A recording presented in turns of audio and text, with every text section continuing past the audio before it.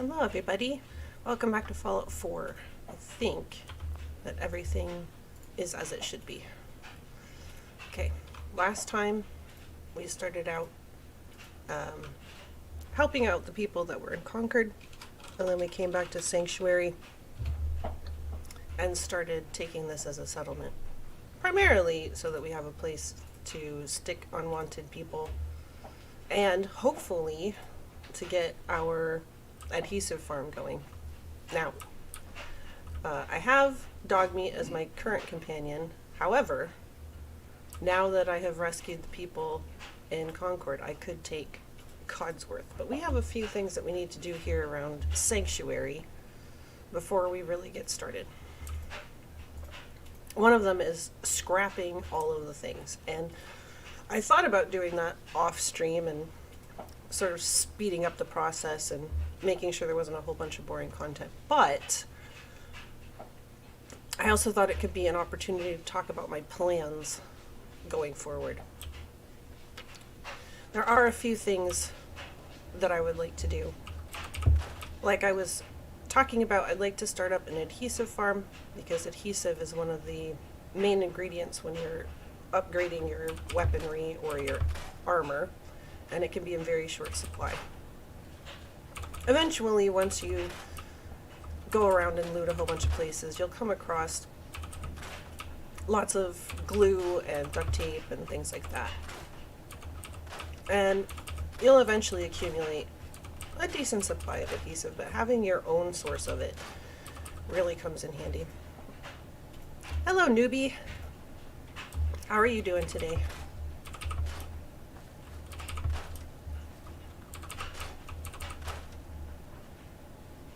Also, some of the companions that you can get that are like more permanent companions, that are not just settlers, are really, I hesitate to say incredibly annoying, but I'm going to go ahead and say it. They're incredibly annoying. They do nothing but complain and wander around and say rude things about you or dislike things that you're doing around your settlement that are kind of just normal things.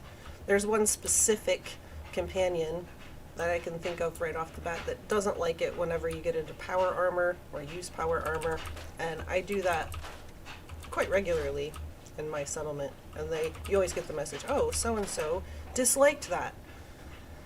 And while I don't particularly plan on depending on that companion for anything, I don't like it, so I usually want a place to stick companions that I find really annoying.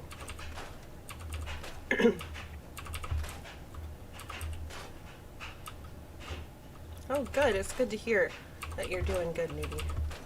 I'm doing pretty good. I just had lunch. I figured it was probably the best if I ate before the stream.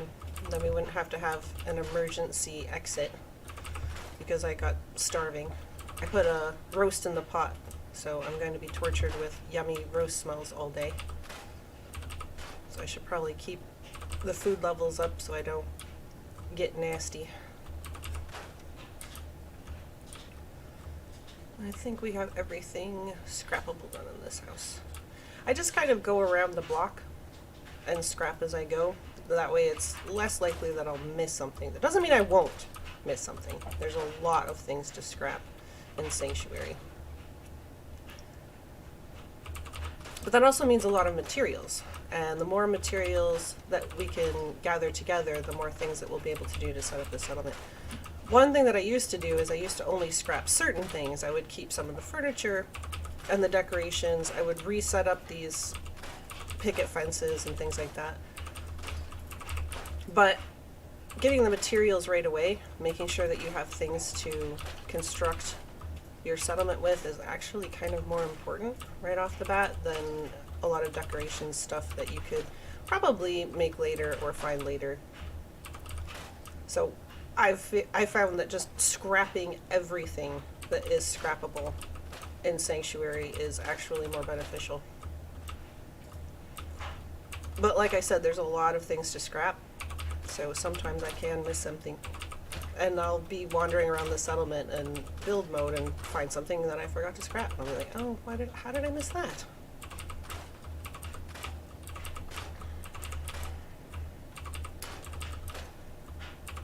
one of the reasons I was really thinking about an adhesive farm is we went to try and upgrade our rifle, I believe it was last time, and we had very limited adhesive, so upgrades were not in the cards for that particular item on my agenda, which was disappointing because we need to have some better weaponry before we do some of the other things that are on my list.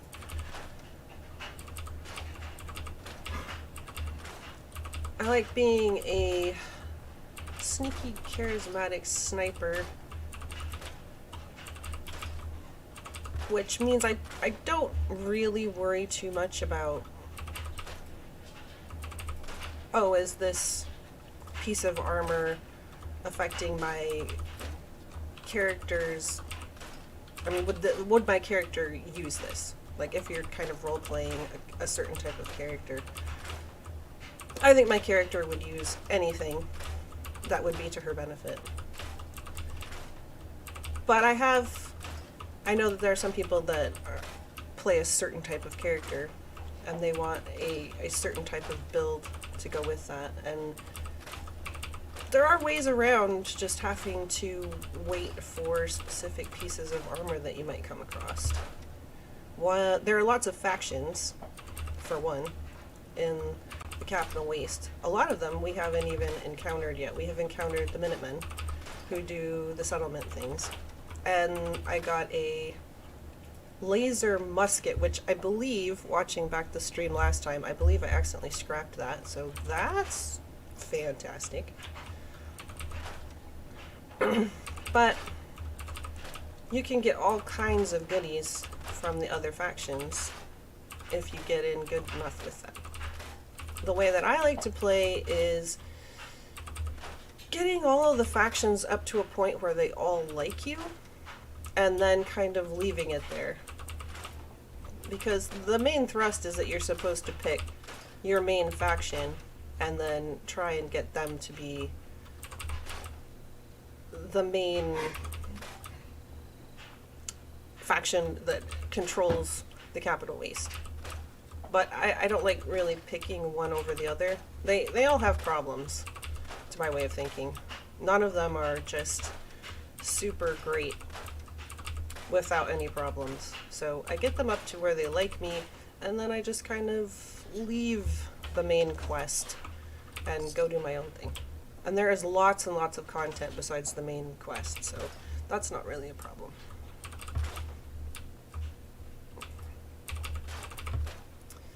But all of this is going to be excellent materials for our start off on this one. I'm not going to expand it too much.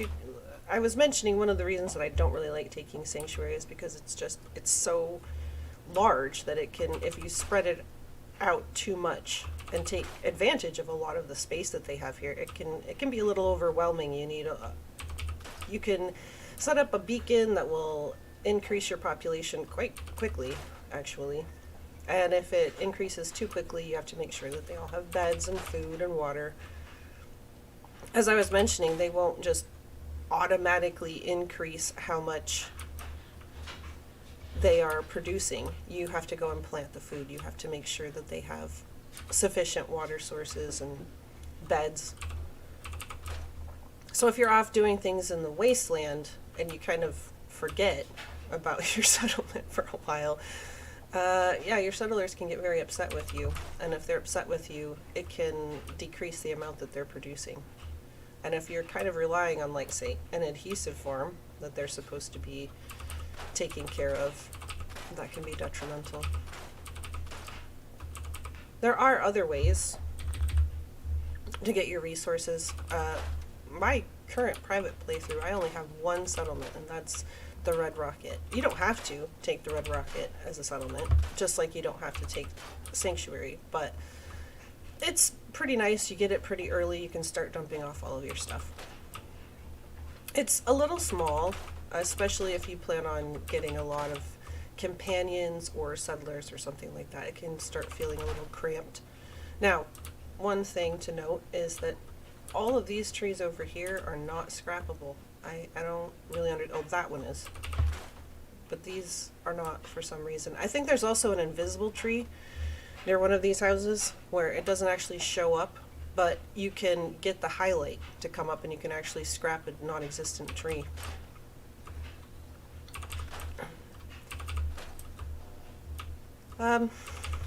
But there's, like I was saying, there's a couple of other factions that we haven't run into yet. There's the Brotherhood of Steel. They are very much into old world technology and acquiring that technology for themselves. Their story is that they're protecting everyone by acquiring this for themselves instead of using it for the common good, because this technology is dangerous. It's how we got into this situation in the first place. These egghead scientists didn't know what they were playing at and unleashed these toys that they were creating in their labs, and we had a nuclear apocalypse. They obviously don't believe that they would ever misuse any of the technology. They think their use of it is perfectly legitimate and fine. There's a couple other factions that have pretty big presence. Some of them are not somebody that you can join. Like there's the Raiders, there's the Super Mutants, there's sometimes you'll run into just somebody named like Scavenger, and sometimes they will be friendly, but more often than not they will be aggressive. So I kind of consider them a faction of a small one. You don't run into them all the time. There's the Gunners, which are another like human faction. They're kind of like mercenaries. They're almost always going to be aggressive. Who else? Well, I mean, there's like the monstrosities, I guess, like animals and feral ghouls and stuff that I wouldn't really call them a faction, but they are antagonists and you will find them all over the place. Super mutants are, I hesitate to call them intelligent, but they do understand language and they can use weaponry and things like that. So I would consider them a faction. They're almost universally antagonistic, at least in Fallout 4. There have been instances in other Fallout games where you could find individual super mutants or a certain faction of super mutants that didn't want to kill you, but most of them do. They feel that they're very superior to humans. The lore about super mutants was that they were people that had been experimented on, and they had been exposed to this FEV substance that changed them in very fundamental ways. And not only caused them to get bigger and green, but also very strong, less intelligent, and highly aggressive.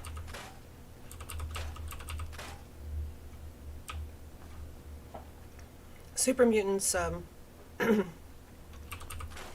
also have a tendency to kidnap humans, and I think there are certain implications that they probably eat them, but there's also some implications that they try to turn them into other super mutants. Part of the lore behind that is that super mutants, because of their altered nature, were rendered sterile, so they can't reproduce biologically, so they have to find more of this green stuff, they call it, which is FEV, and create more, because they want to take over the world, basically. Exterminate all humans and replace everyone with other super mutants. There's also, later on we'll see a faction that deals with robots. I believe I can start a quest because I have the Automatron DLC. I believe I can start a quest. It shows up about level 16, but oh man, is it rough. I even on normal settings, I probably wouldn't go and engage with that at 16, at level 16. That seems a little crazy.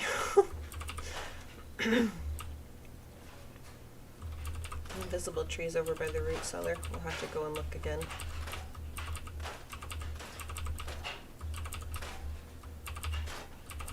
I don't know how much I want to say about a couple of the other factions. They're kind of part of the main plot. Brotherhood of Steel has been in several games, so it doesn't feel like too much of a spoiler that we'll meet up with them in some capacity. They're a faction that has reoccurred in Fallout for a very long time. But there's other factions that we might run into that are kind of new to Fallout 4. And I don't want to... I do like giving tips and tricks and trying to make your start easier in the game or explain how things work, but I don't want to spoil it too much. There's a lot going on, and sometimes the element of surprise is good. So if you've never played this game before and your only experience is watching me play it, we will encounter them at some point. There are several cities that I don't know if I would necessarily term factions, but you can do quests and things for them. Cities are usually good quest hubs. They will have a lot of stuff that you can go and do, and I guess it kind of generally increases your faction with like the community at large, people like just regular people in the wastelands. They'll have heard of you as you do more and more around. There is a radio station that will sometimes broadcast your exploits, and it will talk about things. I have the radio turned off in the settings primarily because I don't want to get a accidental copyright strike for having copyrighted music. Sometimes you run into radios just out in the wild that are turned on, and I don't know if those will come through. I'm hoping not. But you can listen to radio stations on your Pip-Boy. If you bring up your Pip-Boy, there's this little radio tab here, and you can see that I have classical radio and Diamond City radio. Diamond City radio will have the more copyright intrinsic songs. The classic radio, I don't think that would probably flag anything, but I don't want to chance it, so I'm not going to play it. There are a couple quests that will add a radio station to your Pip-Boy, and you have to listen to that radio station to advance the quest, and I do have the subtitles turned on, so hopefully that will come across with that. Hey Looney! How are you doing?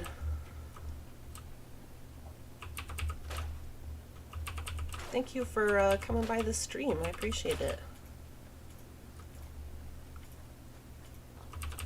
I meant to stream about an hour earlier, but I was busy doing chores so that I wouldn't, I would have an easy conscience while I was streaming, but that ended up having me have a late breakfast, which pushed back the timetable because I didn't want to stream on an empty stomach or something that was going to be very soon empty.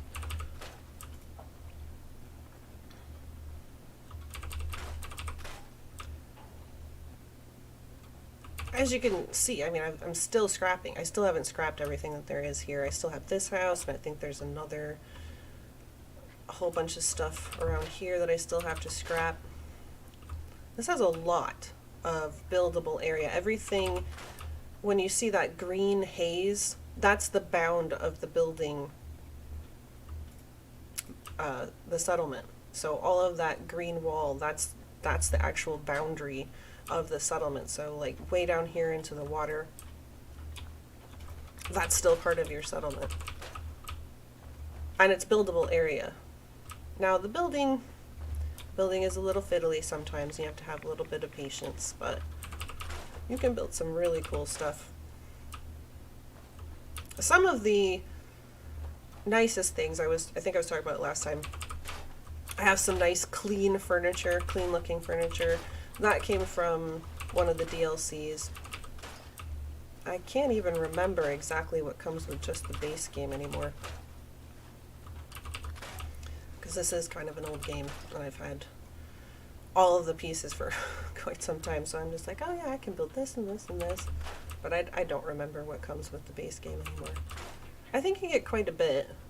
So if you come across something like food or water or something like that, you can come up to it and press tab, and it says store cram in the workshop, and if I want to store it there, I can just click yes, and it'll automatically be put into my workbench, into the storage, so I don't have to go run it all the way back or put it into my inventory, which is nice. It can be very handy.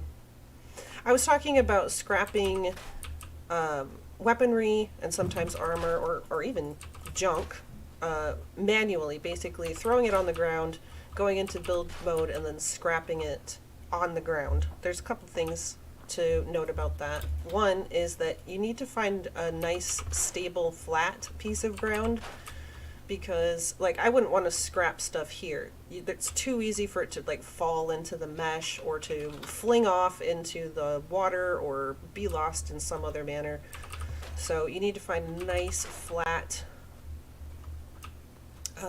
stable piece of ground to work with. I also, once I start building, I probably would avoid scrapping on my floor pieces that I build up, because you can accidentally scrap your floor, and that can be annoying.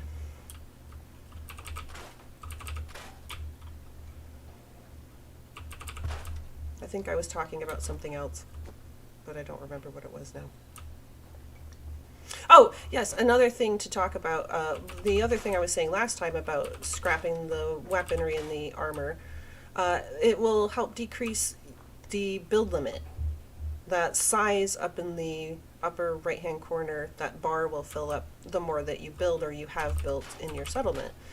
So if you scrap things, that size will eventually reduce. And I've gotten it to the point where it says that I have like nothing built in my settlement, even though I have like huge, massive buildings and stuff built. So I can just keep building, which is nice. Because there's nothing worse than, oh, I need this thing for my settlement, and your build limit is capped, and then you can't build the thing that you need or want for your settlement. No, I don't want to set it up, thank you. No, I don't want to set it up, thank you. Why are you being such a... Alright, you know what? You must be full. Yeah, it won't let you scrap things that it considers like usable. Like that was obviously an actual bottle of beer or something that wasn't just an empty bottle, so it wouldn't let me scrap it. It can be a little fiddly, like I said. Sometimes it's not obvious why things won't do what you want them to do. Oh, I missed some trees.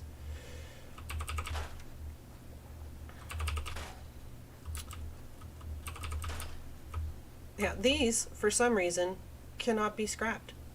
That swing set, totally gone now, but these cannot be scrapped for reasons.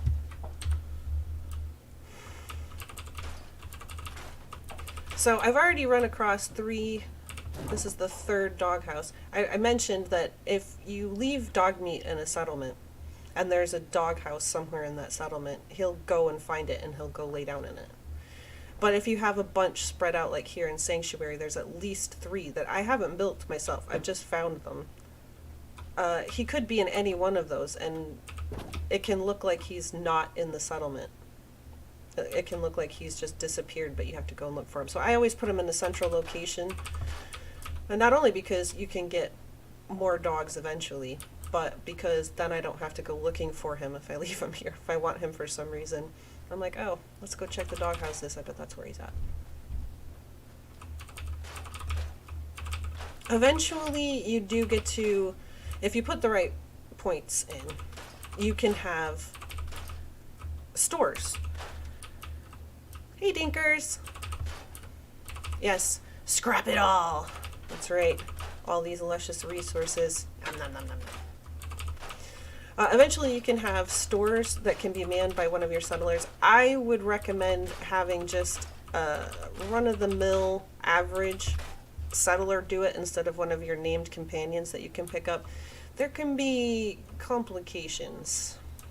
I had one of the named people running my store because I hadn't gotten any just regular settlers. You want to know how long before something attacks the settlement? I probably won't get an attack right now if you're talking about this settlement specifically because I don't have any people, food, water. I don't have any like resources here. There's nothing being grown. Normally, if you have food and water, that's what can increase your chance of attack. And you have to have a certain amount of defense to, I think it's to decrease the chance of you getting an attack, but also to increase the chance that your settlement will win if you're not here. Because you can be out in the wasteland and get a little pop-up that says, oh, such and such settlement is under attack. Which, if you can fast travel, or if you feel like it, I suppose, which I don't always, I'm like, they can handle it.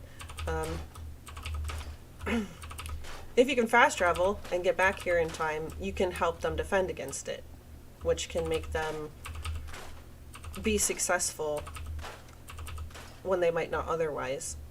If you're playing survival, you don't have fast travel as a normal thing that you can do, so it becomes a lot more important to make sure that your settlements are really set up and defended well, so that if you're all the way across the map and can't make it back before the attack happens, they're probably going to be successful.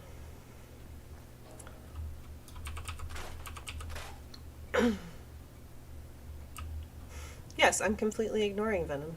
Mm-hmm.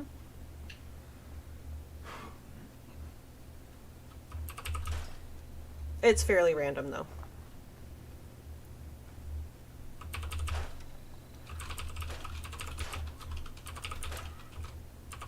So, Sanctuary does have a few of these plants. These will be your beginning of your farm if you want to use these.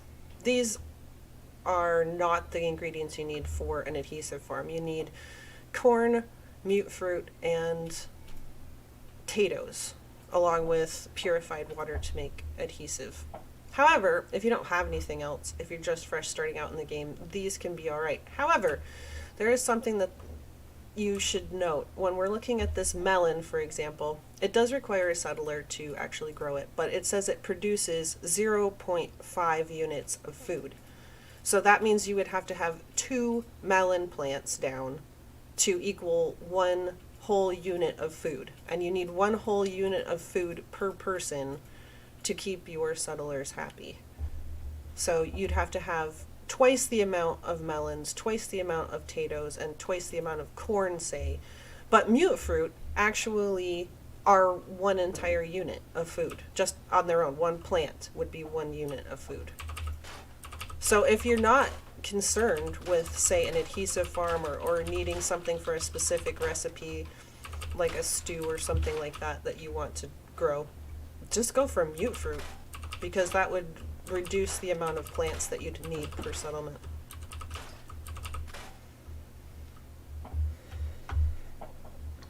Oh yes, my hot tea. I need to take a sip.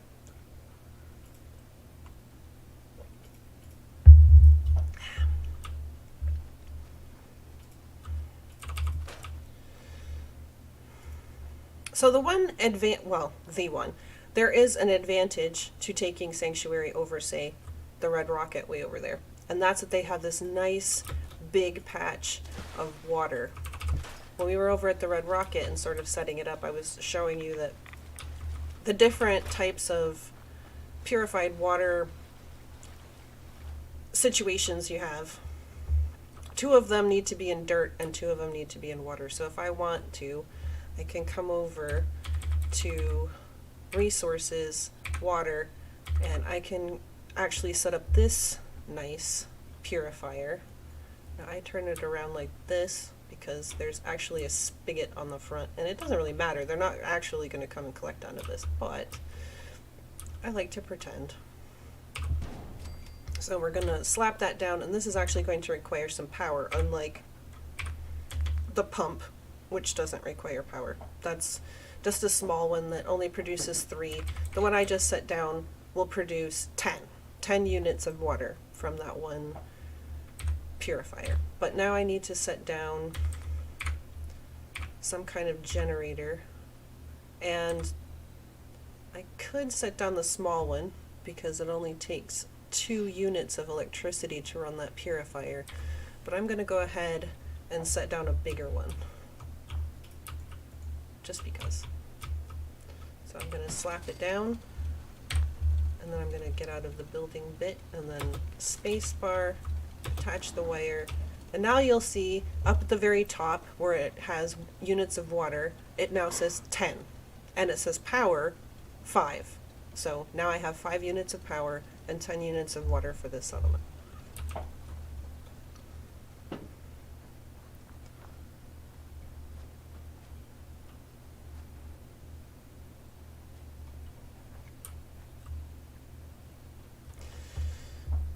So let's see, I think I did a lot of the scrapping. This big tree right here cannot be scrapped, which I kind of like. I even tried to make a tree house once, but I think I gave up. It was a little fiddly, and I eventually was just like, no, I'm not doing that. You said the invisible tree was over here? Is it back there? Because it's not there. That's actually not part of the settlement. Oh, I missed some things. See, I told you. I always miss some things. I am so much more eagle-eyed when Venom is playing and I'm backseat driving. I catch all of the things. I'm like, oh, don't forget that. No, you're right. Over there, on your left. Don't forget that. You missed that. But on my game, I'm like, la-di-da-di-da.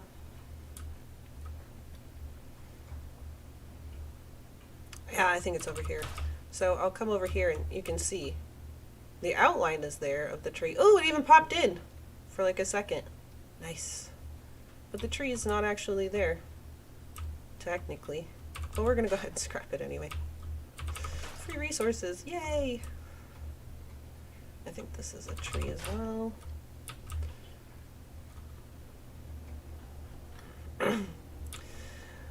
So one of the things about settlements is that eventually you can connect them up with caravans, your own caravans. One of the things that you need is a specific perk.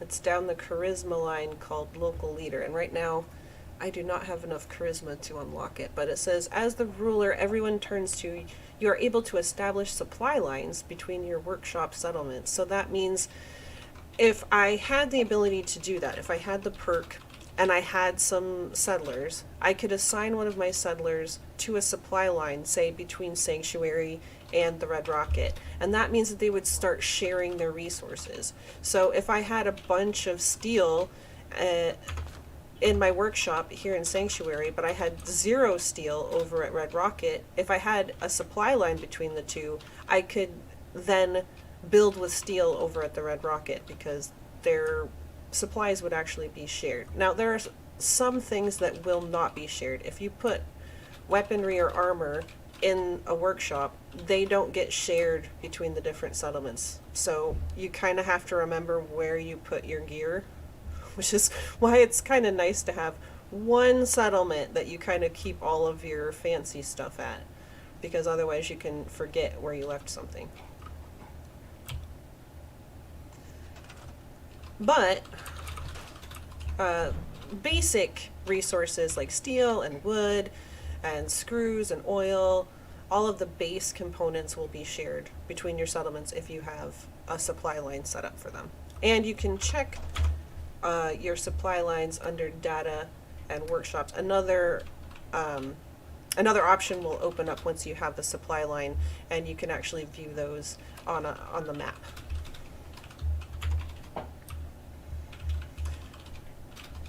One thing that happens is that your supply lines can be attacked. They actually walk like between the settlements. They don't like fast travel. Hold on, I need a sip of tea. Sorry about that. They actually like walk along the road, and they actually travel between one settlement and another. You can follow them on their route, and they'll walk the entire way. But they can be attacked if it's a really long way or if it's a very dangerous section that you have them traveling through. They can get attacked. I don't think in normal, now don't quote me on this because I'm not 100% sure, but I don't think they can actually die in normal. I think they can just be put down, meaning they can get into like this loop of being attacked, being downed, and not being able to get back up. So you might lose a supply line through that. I think if you're playing survival, I think they can be killed. I'm not 100% sure about that one. So it's something you might have to look up. But in the Automatron DLC, you can actually make robots, and you can make some pretty fierce robots eventually. And I usually make super armored sentry bots, which are like some of the biggest, baddest robots you can make. And I make them my caravan leaders for my settlements. Oh, one thing, last time Yara was asking, I was talking about dogs that you can get for your settlement, and she was asking if you can name any of them. And you can't name any of the dogs or the animals, but you can name your robots. So if you have the Automatron DLC and you make yourself some fancy, sometimes abomination robots, because you can put all kinds of parts together that I don't think really belonged, but okay. You can name them yourself, so you can name them whatever you want. So that's pretty cool.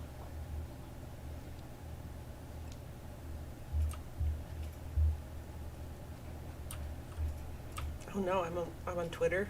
Oh, I don't even have a Twitter account. So this is a chem station. I was talking about chems the other day. Some of them can be very beneficial.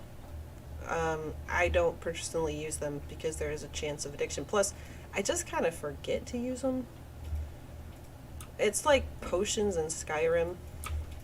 I'll collect all of them, for sure, and I will have them somewhere squirreled away, or even on my person, but I won't remember to use them. But I will hoard them.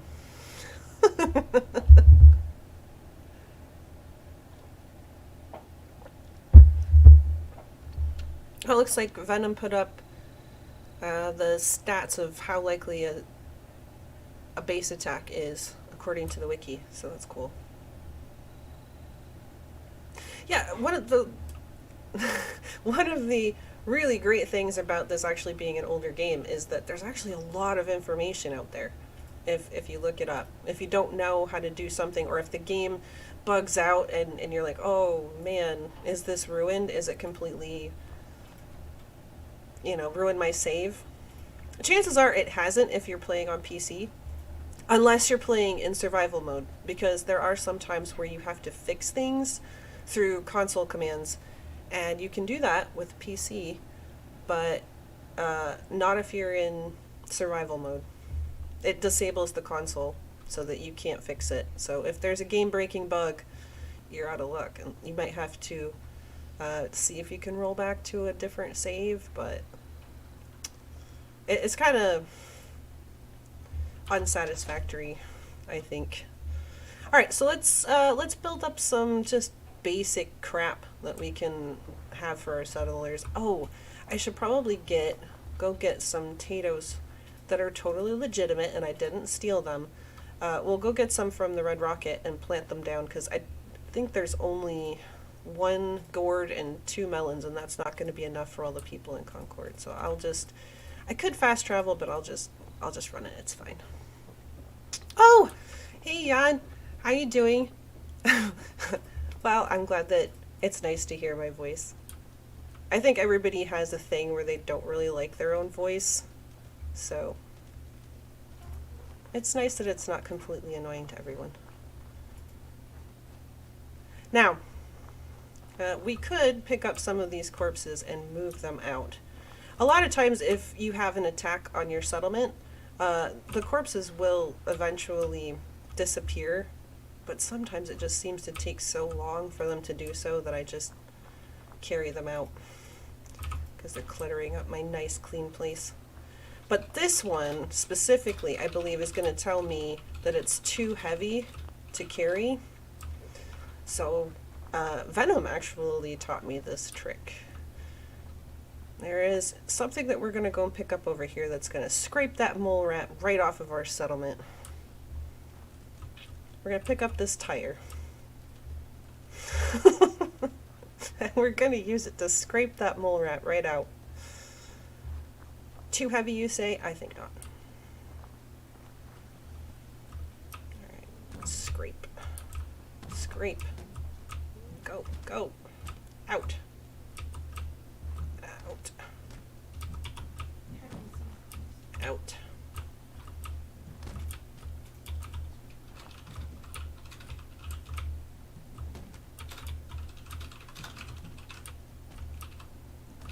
Who wants bodies cluttering up our nice settlement? I mean, bodies that we didn't put there anyway. So I'm going to keep this tire and try to remember not to scrap it. Which I probably will, but still. We're going to try to remember not to scrap that one, because it is a nice body removal tool.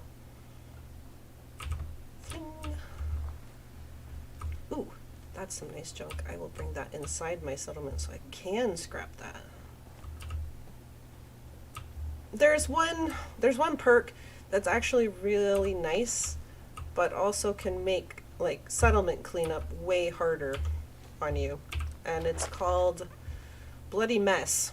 There is an increasing chance you get bonus damage, which is really nice, but they sometimes explode into a gory red paste, which means that all of the little chunks then would have to be removed separately. Like if you see there are a couple of chunks already, and you can pick those up separately and fling those off, but like their whole body would be like that in the little tiny chunks, so then you have to try and clean that up out of your settlement. It is not nice. It's also a bit more difficult to loot, especially if there's multiple corpses, because it can be difficult to tell whose chunks belong to whom.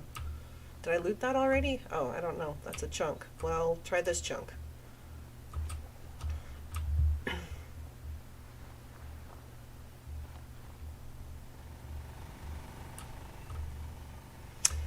Yeah, I think the main goal, your main quest is to find your stolen son, Sean.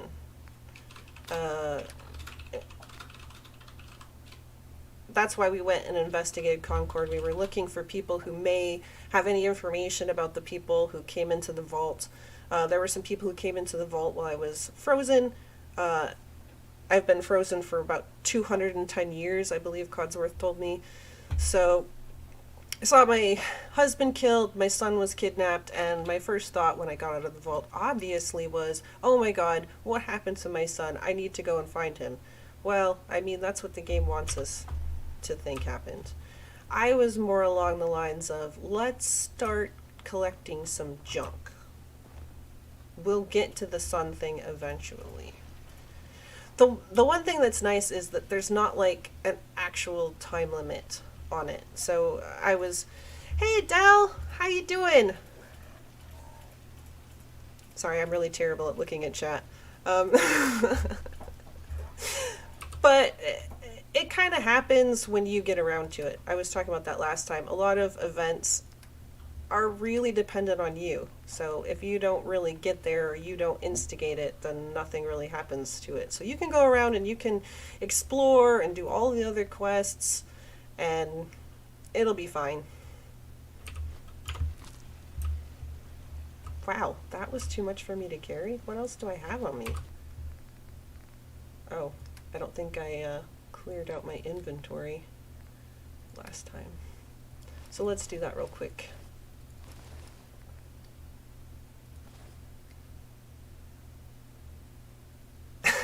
Thanks, Adele. Oh yeah, oh gosh, I have a lot of things on me. I'm just gonna put one of those in there. I gotta try and remember to re-equip it. I think when I went to Concord, I unequipped it on accident.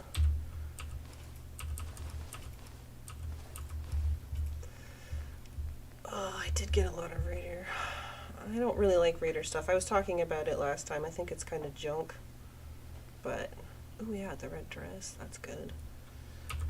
You can give your settlers weaponry and armor. So if you want to deck them out in something really snazzy, you can, or a uniform, for example. I like having them all kind of look the same. Then you know if a new settler comes in, if you have just like your random settlers that will come into your settlement, you'll know when a new one comes in because they won't have the uniform.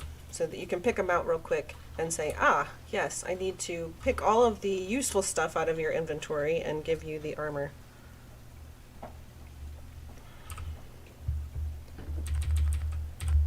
So one of the things I was talking about was the Creation Club, and you can get a lot of free stuff there. If you see, I have all of these paints for my Pip-Boy, and all of these were just free things that I got off of the Creation Club. In fact, one of my favorites is the Mistress of Mystery paint. I'll go ahead and paint it. It just changes the look. It doesn't do anything else. It's just a skin.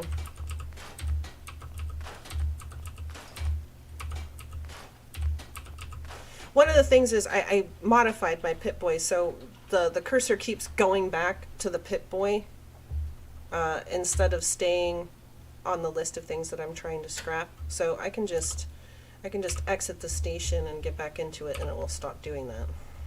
It's kind of annoying.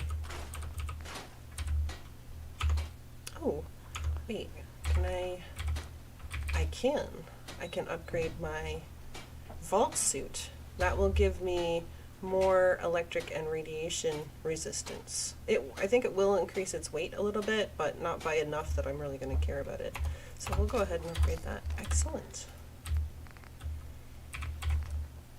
Can I upgrade these? I could, but my adhesive situation, yes, my adhesive situation. So I picked up the potatoes. I hope I didn't put them back. I don't think I did. Let's transfer, make sure that I didn't. Oh, there is other stuff. Green fungus, buff out.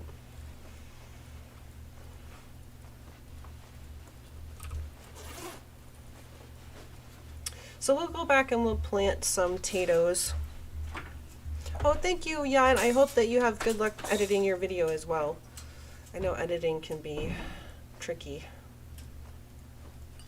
One of the reasons why I like doing streams. It feels like it's less stressful.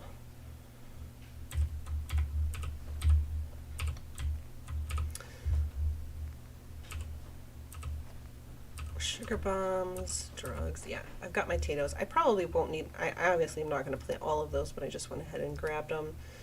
And I will just dump the junk here. Although I probably should have dumped it over in Sanctuary, but oh well. So now we can go back. We could fast travel. In fact, that's probably not a bad idea. The loading times can get a little wonky in Fallout 4. They can get a little long. Hey, Irish! Yes, all of the gifts.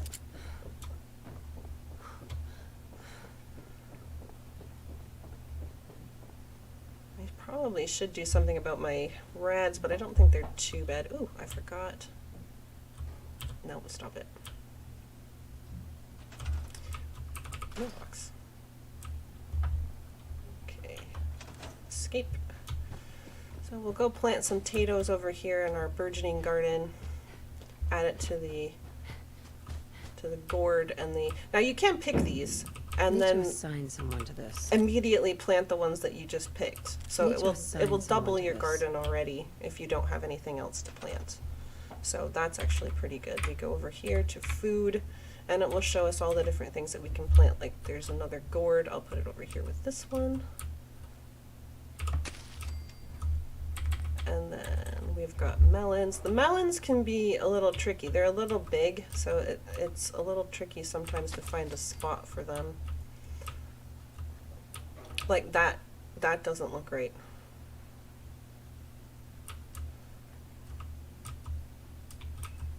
Let's get on the ground. There we go.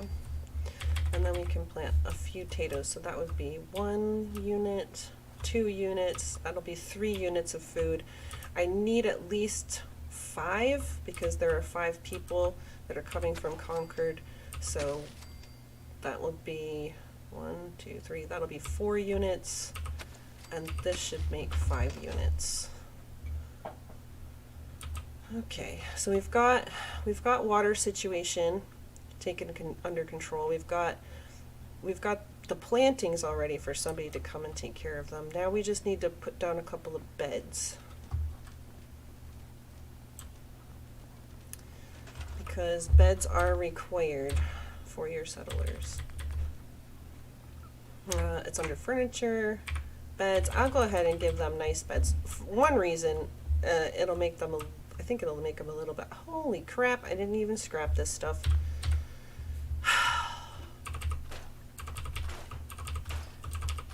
It'll make them a little bit happier, I believe, if they have nicer beds.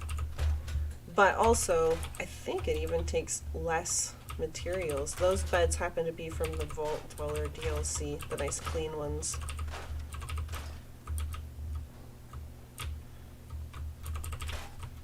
So we'll just slap down a couple of beds, and because it's inside a structure, it will be considered inside, and you need the beds to be inside for them to be happy. If you could just set them out in like the middle of the street if you wanted, but they're not going to be very happy about it. I mean, I can't say I would be terribly happy about it either, to be honest. But you can decorate up these to be, you know, nice houses again. If you want to take Sanctuary and completely remake it and try and make it a really nice place to live again, you can. You can't get rid of all of the garbage, like all of the leaves and all of that stuff. I think there's a mod, there's a lot of mods for Fallout 4, and I think there's a mod that actually allows you to remove all of that stuff to make it really nice and clean looking, so that's something you might consider. Oh yeah, there was another thing that I wanted to point out.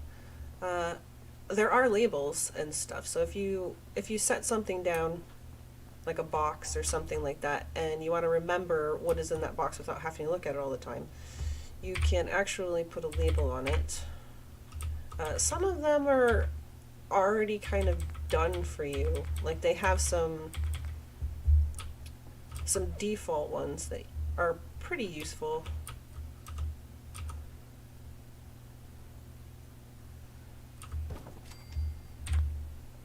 Let me see if I can remember. I think it's under decorations. I think it's under wall decorations. And then here we go. Lettering. So this one says ammo. So if you're going to put ammo in there, you're good. They have some default ones that are pretty good, but then they also have individual letters so that if you wanted to customize it to your own particular way of labeling something, you can actually do that. It can get a little fiddly. Sometimes they don't want to line up 100%, and they won't like go on the top. They won't like lay down, I don't believe. They have to be like on the side. There's other signs and stuff that you can put up. There's also a marquee, I believe, that you can put up, but I think that might be under electrical stuff. Yeah, here's neon signs. You can spell out stuff with neon signs in different colors. It does take electricity, obviously.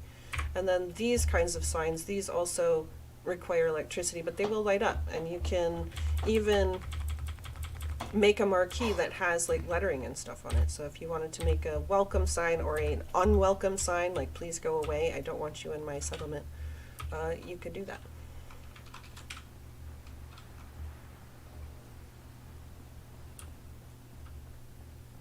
So let's see if we can sling down some beds. We're going to need at least 5 to start out with, because there are going to be 5 people that are going to be here from Concord. Eventually, like I said, I'll probably put some more people here in Sanctuary, exile them here, because I don't want them in my settlement proper.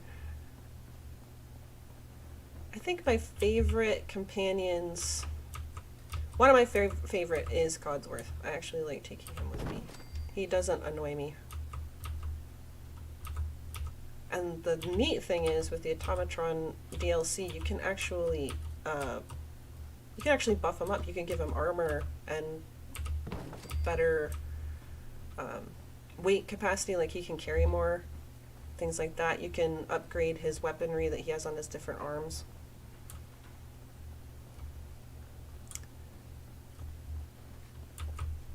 I think this is the 5th bed, right? So it says I have 4 already, so this will be the 5th one. That should be sufficient. And if you see, it has like a red little person, it says required person. Usually it will automatically assign your settlers to a bed.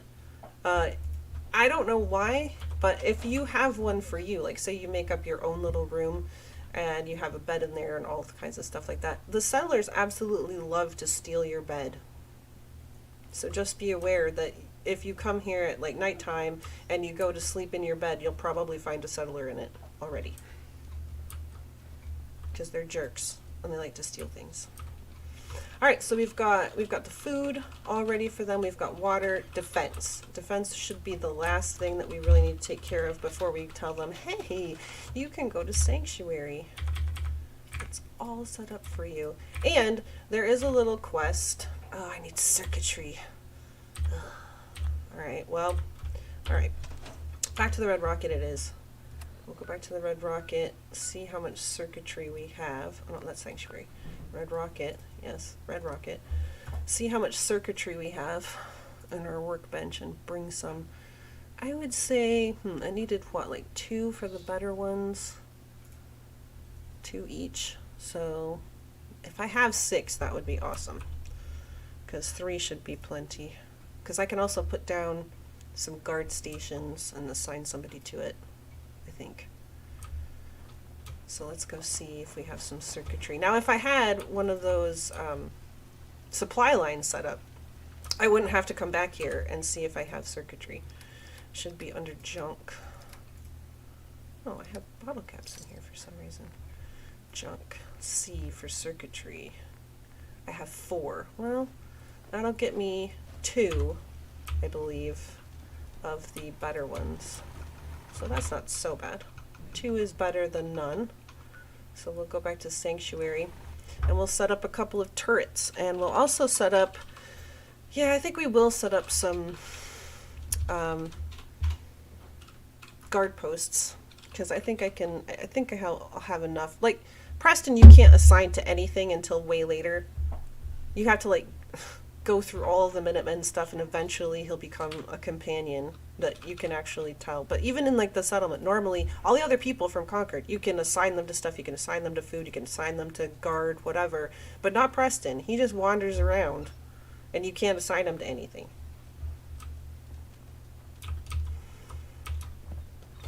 I have them on me, so I shouldn't need to put it in the workshop, I don't think. Let's try it, see if it works. If not, we'll just slam it in there. Yay! Okay, so we'll put a couple of turrets up here. Oops. Put a couple of turrets up here. That'll give us 16 defense right away. And then if we put down a couple of guard posts, once I can assign people to them, that will be even more. So we have 5 units of food that they should be able to farm and 10 units of water, so I need to have at least 15 defense to try and reduce, I believe, the likelihood of attack. I believe that's how it works. You need to have, like, add up how much food, how many units of food, and how many units of water you have, and then at least have that much defense. And I know that enemies like to come from this angle, so I'll put one there. So now we could probably go back to Concord and tell them, hey, guess what? We can walk achingly slowly back to Sanctuary.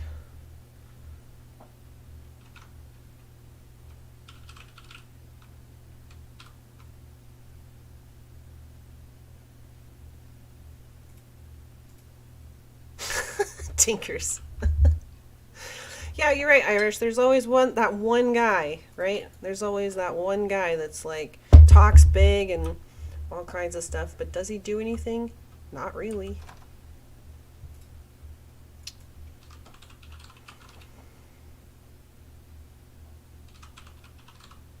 Altogether, you're looking at 45 to 55 minutes.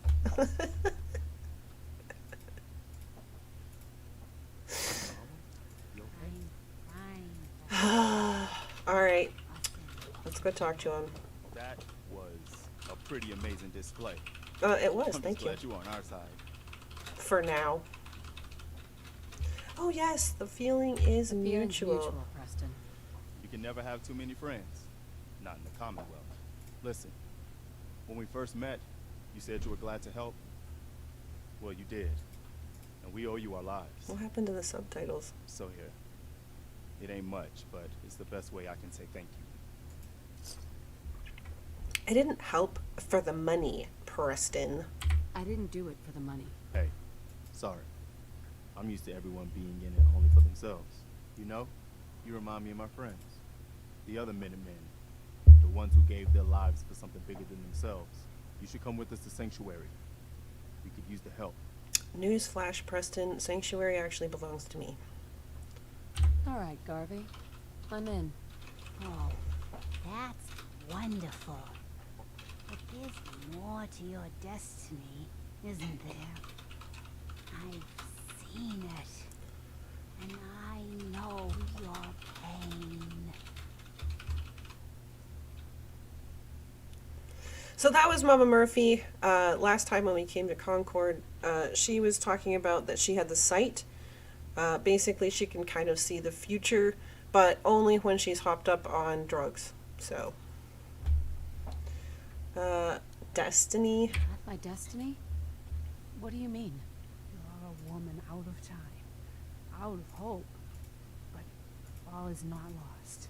I can feel your son's energy. He's alive. I'm I'm listening. listening. Look, kid, I know how I sound. The sight, it's weird. And it ain't always clear. But your son's out there. And even I don't need the sight to tell you where you should start looking. A great green jewel of the Commonwealth. Diamond City. The biggest settlement around. Diamond What's City? in Diamond City? Is Sean there? Look, kid, I'm tired now. Maybe you'll bring me some chems later. The sight will paint a clearer picture. I'm thinking not. Mama Murphy, we talked about this. That junk. It's gonna kill you. Oh, shush, Preston. We're all gonna die eventually. We're gonna need the sight. And our new friend here, she's gonna need it too. I'm thinking I don't really need the sight though. I'm good, thanks. Alright, folks. Thanks to our friend here, it's safe to move out. We're heading for that place Mama Murphy knows about. Sanctuary. It's not far. She knows about it? You mean she had one of her visions while she was stoned out of her gourd? Yeah, And now Marcy. you want us to just head out on another wild goose chase based on no better plan than Mama Murphy saw it? I mean, hold on, you know, hold on. that's reasonable. Everybody That's a just take it reasonable easy. point that she We're brings all in up this there. together, right? So Marcy, you got a better idea of what we should do next? Anybody? Well then, Sanctuary it is. I mean, I guess that's Let's also just valid. hope it lives Nobody up had a better idea. Come on, June, it's time It to just go. seems like, you know, Okay. taking the whims of a stoned out old lady seems like kind of a thin thing to base your entire survival around. But hey, you know, whatever.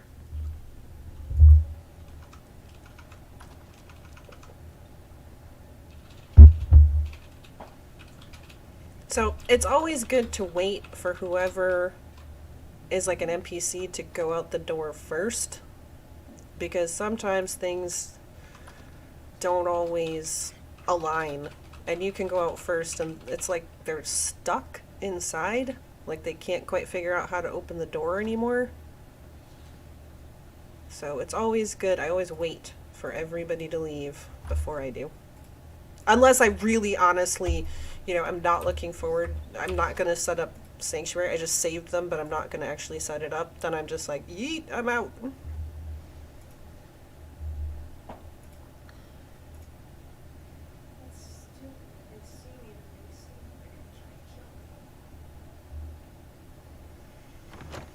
So they're gonna walk extremely slowly Don't back forget to the price Sanctuary you pay for Hills. the car.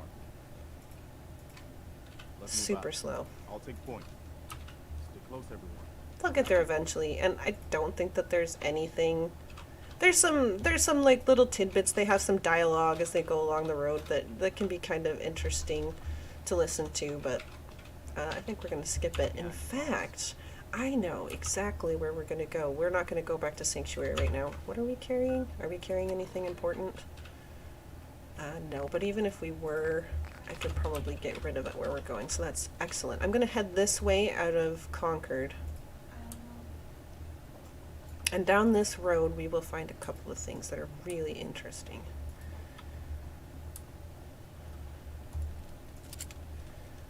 So I could be stealthing, but I happen to know that the next thing I'm going to run into is right there. And she is a welcome sight, and I don't just mean the cow. I believe behind or under the cow, depending on how they decided to render today, there's somebody that we want to meet. And here she is, Trash Can Carla. She is a trader, and she will eventually make her route regularly to Sanctuary. Now, the first time you talk to her, believe it or not, you're really going to want to flirt with her, which doesn't actually come under the heading of flirt. It actually comes the sarcastic option. Just looking for love, sweetheart. Girl, have you come to the wrong place? My loving days have Ah! long since passed. I'll tell you what. What?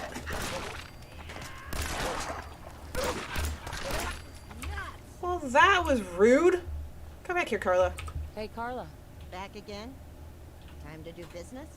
Oh, man. So, if you flirt with her, she'll give you a permanent discount, was basically the whole deal. I hope it worked, because we got interrupted by dogs, so... I'll take a look. Sure. Yeah, keep your shirt on. Yeah, keep your shirt on. She sounds like me.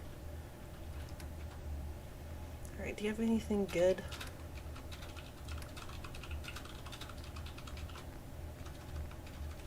Oh, she does have... Sometimes they'll have, like a carrot. I can plant a carrot. I'll go ahead and buy that. Sometimes they'll have stuff that you can plant under aid. So, Tarberry, I think there's only one settlement in the entire Commonwealth that you can actually plant tarberries, but I think they're used for something. Might be a chem. I don't remember. So, she will have... Sometimes she has... Does she have it today? No. Their inventory is kind of random. So, sometimes they'll have really great stuff and sometimes not. Ooh, duct tape. I like duct tape. I'm hoping that she has something that has fiber optic. She has a microscope. That's only one fiber optic, but it's closer to our anti-rad arch, and I would like to get that underway. Telephone has fiberglass. And circuitry. That's not bad. I mean, telephones are good. Good junk to have. So are typewriters. But not exactly what we're looking for. Alright, she wants 127 caps for that. I think I'm going to go ahead and sell her my baton. I don't plan on meleeing. I'll sell her all of that. I don't think I have a whole bunch of stuff to sell. Now, as I mentioned before, you can sell the magazines. They actually sell for pretty decent, comparatively speaking. But I like to decorate with them, so we're not going to be selling those off. And these can be used for explosives later on. Hey, lady! Yeah, it's still on. I think I've only been on for about an hour, so...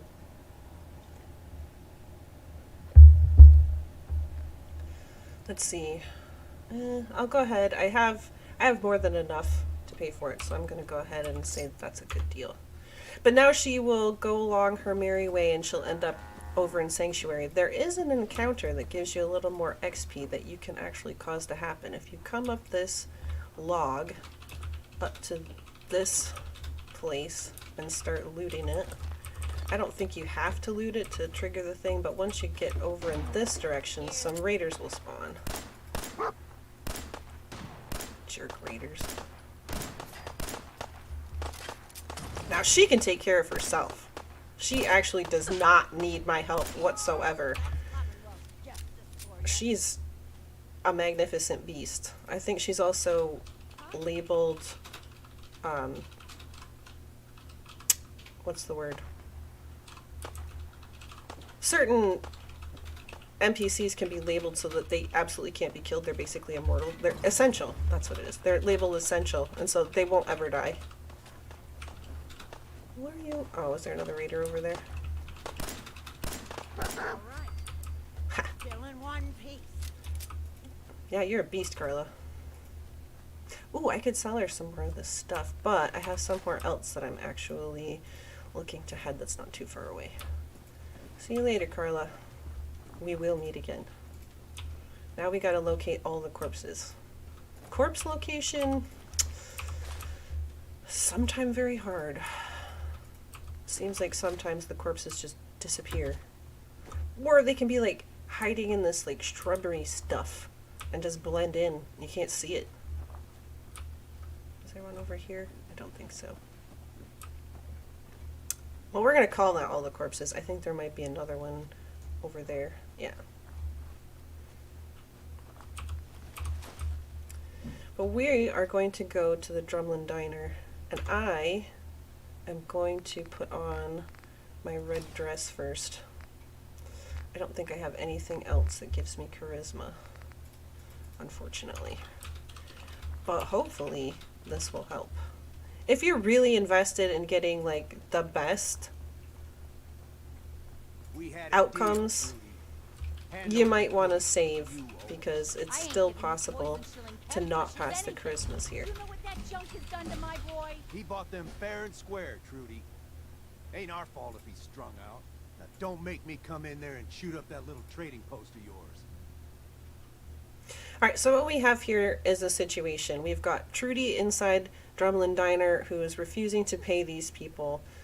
She was talking about them getting her son strung out on chems, and they were basically saying, hey, it's not our fault that he got strung out. He made a deal, you owe us money. So if I approach these people, they're going to stop me. Whoa, whoa. Easy there, Scabber. This doesn't involve you. I think it does. I can try and suggest that they lower their gun. I don't know if it's going to work. Let's see.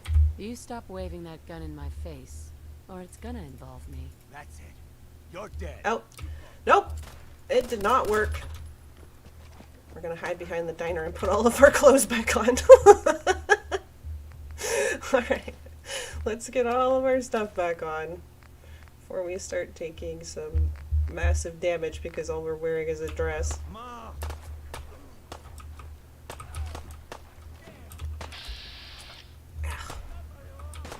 Ow! How dare you?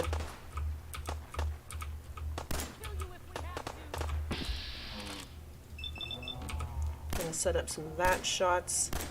Dog meat's doing some good work. Good boy. Good boy, dog meat. For now. Who was that?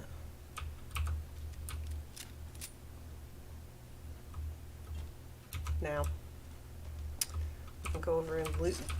There was Wolfgang, and I know Simone was supposed to be over here, but I know every time Venom does this, Simone's body just like goes missing. Now, I might overlook it, because that's always a possible. Oh, here she is. Here she is. Excellent. We didn't lose her this time. Yay! Yeah, how dare they go for the lady in the dress? You're absolutely right. It was a snazzy dress. It was very fancy, I'll have you know. Check this out. Look at that. How could they shoot at a lady in that?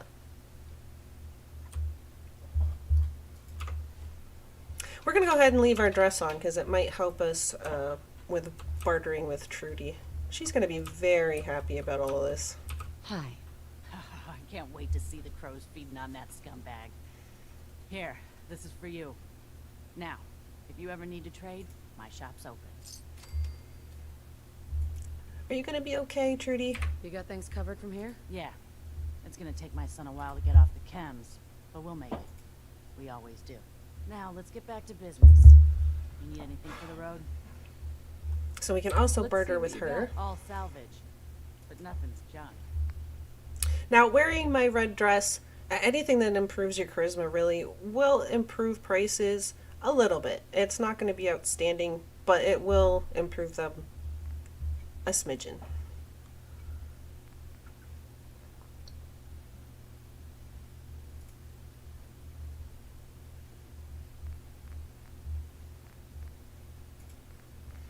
Let's see, she got anything good? Oh, she does have some duct tape.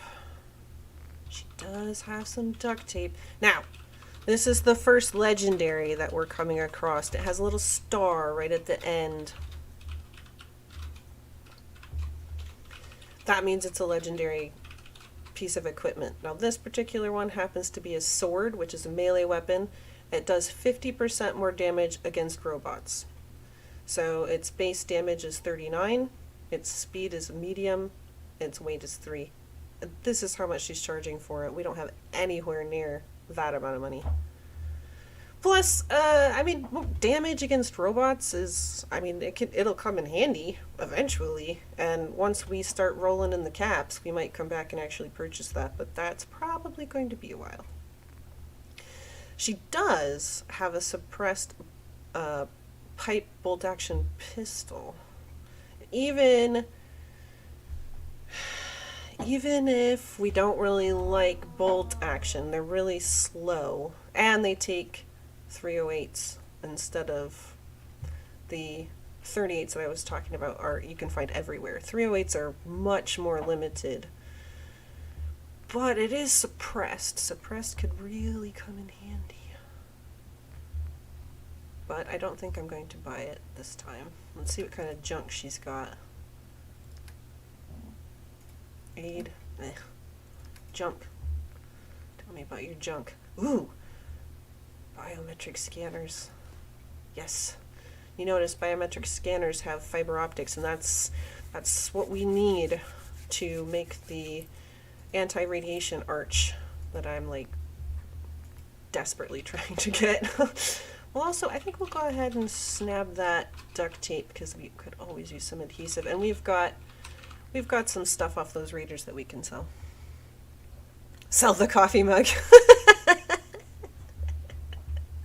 Yes, we should sell the coffee mug. All right, anything else? She does sell shipments.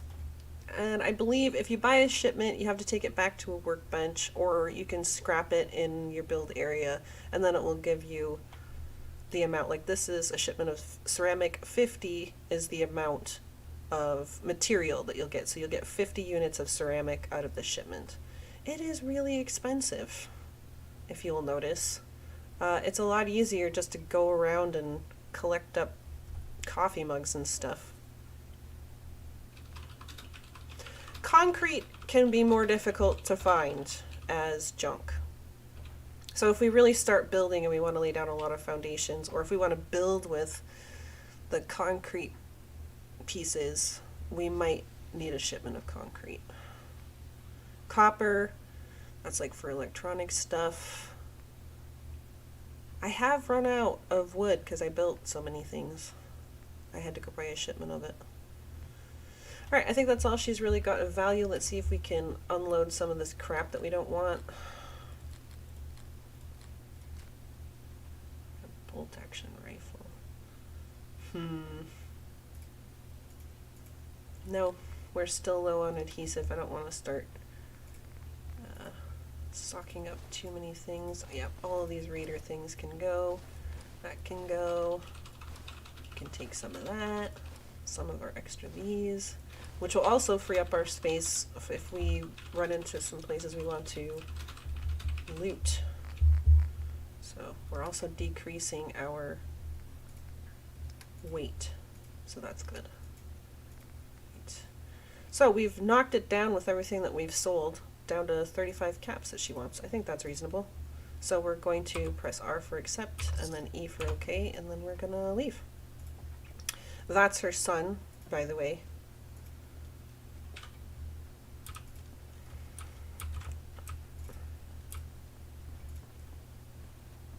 So, there will always be this little first aid stash here right next to the skeleton. So that's something to look for. The Drumlin Diner's a little weird in that some of this stuff that's around here, see how it's red? Aluminum can, steel? That's stealing. So if I tried to pick up this aluminum can and she noticed, she would be really upset about it because I'd be stealing her aluminum can. However, if we go back over here, this one is green. I can just go ahead and take it. It's not stealing. So I don't know what it is about like the front over there, but apparently she considers that stuff hers. But everything back here is perfectly fine for us to take.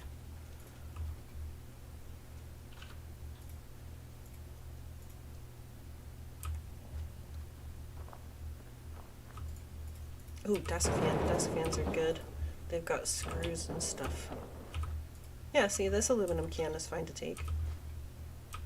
I don't know. I don't know. So, let's see, where else could we strike off? Well, right over there is another settlement that we could take. We're not going to, but we could go clear it out. There is some junk there. I think there's still a few things up there, and I think there's some stuff in Concord that we didn't loot, so I think we're actually going to go back up around there to clear some of that stuff out before we start making tracks too far. So one of the things to note on the map is that when we scroll out, there's kind of a natural break. There's like a big road here and a big road right there, and it kind of sections off this quadrant of the upper left side of the map, the northwest side. This is basically the beginning area. The more you spread out, the more you go south or east or in any direction around here, the tougher things are going to be. So by the time we get way over here, things are going to be looking pretty horrible. And hopefully by the time we get over in some of these areas, we will have better weaponry and better armor. We'll be ready for it. So I don't want to spread out too far too fast. So we're going to start looking around some of these other unmarked places. But we do have a level up. Let's see what we're going to spend in. We've already spent in Gun Nut, Locksmith, and Scrapper. Aqua Girl would be very beneficial, but so would Hacker.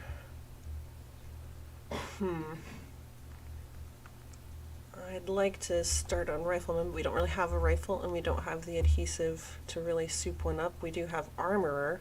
Sneak. Yeah, we're going for Sneak. We will now be 20% harder to detect while sneaking.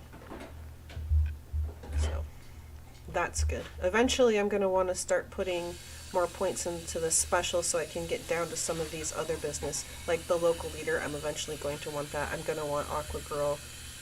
I'm probably going to want Ninja, because that increases your sneak attack damage. So I'm probably going to want that.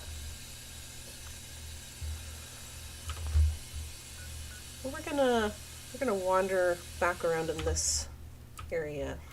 There's a couple of interesting things over there.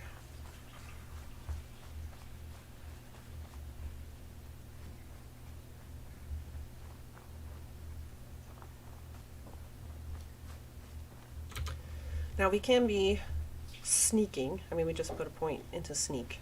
So you can sneak everywhere. It will take a little longer. Alright, so technically these are red, so they say they're aggressive, and they can attack, but most of the times they're going to like run away and then turn around and just keep noticing you, which can really throw off your game. Oh, I'm still in my dress. That's probably bad.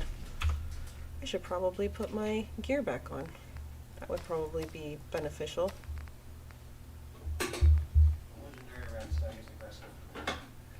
There are, like, those are does. A lot of times the stags, like the boys with antlers, they're going to be aggressive and they will be more likely to run at you. And they're more likely to be legendaries as well, because there are legendary enemies. And the higher level you get, the more likely you are. And the more difficult you're playing on.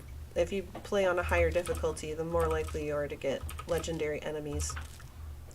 Legendary enemies are interesting because they actually have 2 health bars.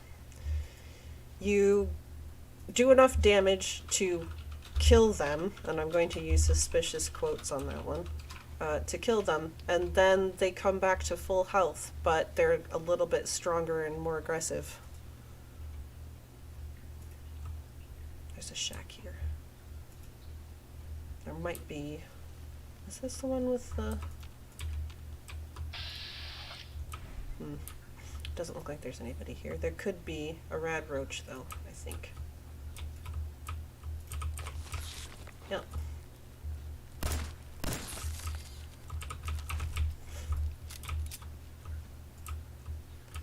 Pick up the junk. I said pick up the junk. Thank you.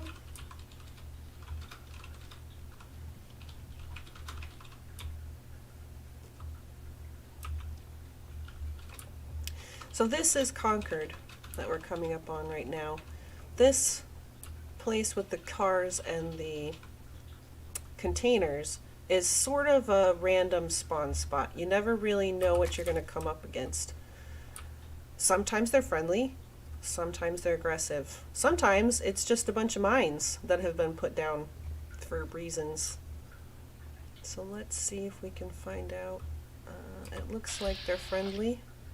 Oh, I think it's another trader. You can find wandering traders. Who's this? You here to trade, sister? Who are you? Who are you? What are you doing out here? Name's Drek. That's all you need to know. Very Now, you here for mysterious. business? I ain't got all night. Do you have any You a good junk? trader? Let me see your junk, sister. see what you've got. All right, That let sounds inappropriate. Wait, what?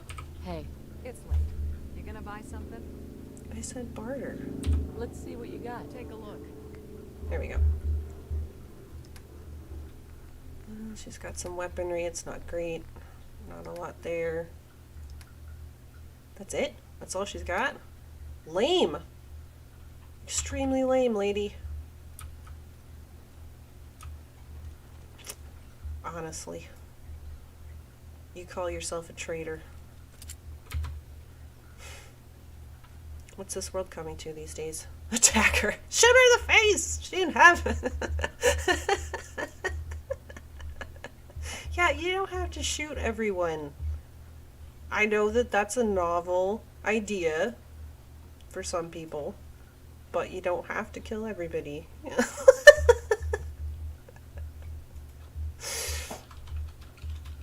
You don't need her anymore. She's useless. She didn't have what you needed. Kill her.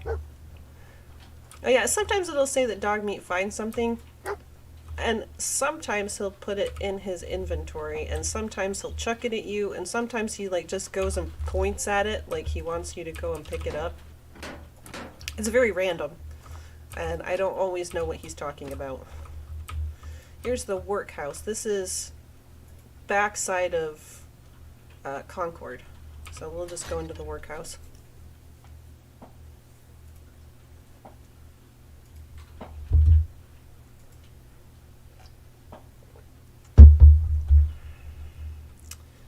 I don't think there's really anything down here, but there will be on the next level, I believe. I think I can jump from over there, but where I want to get up is up there. Okay.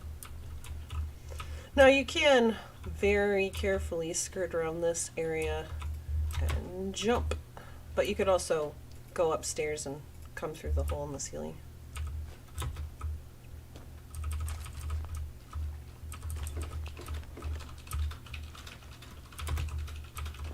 I don't think there's a whole lot in the workhouse,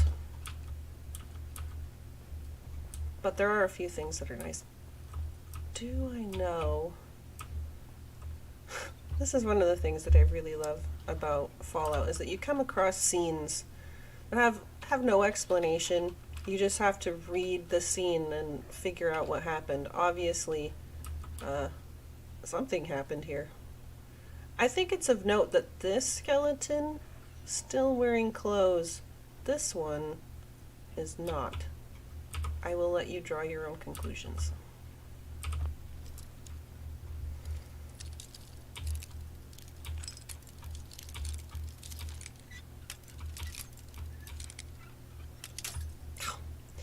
We really haven't picked up all that many bobby pins. Normally I'm already swimming in them. I must have missed some somewhere. Or just been really unlucky, I suppose. Yeah, so you can come around here and get to that stuff. I think that's just about all that's in here. I don't think there's really anything else of note. So we're just gonna skedaddle out. We've already done the speakeasy here in Concord. I think there's just the civic access left to go. There are some enemies down there. So I think we'll go do that next. Is that where my red dress comes from? That skeleton? Yeah, that must have been where my red dress came from. I snatched it off the skeleton. I didn't need it anymore. It's fine.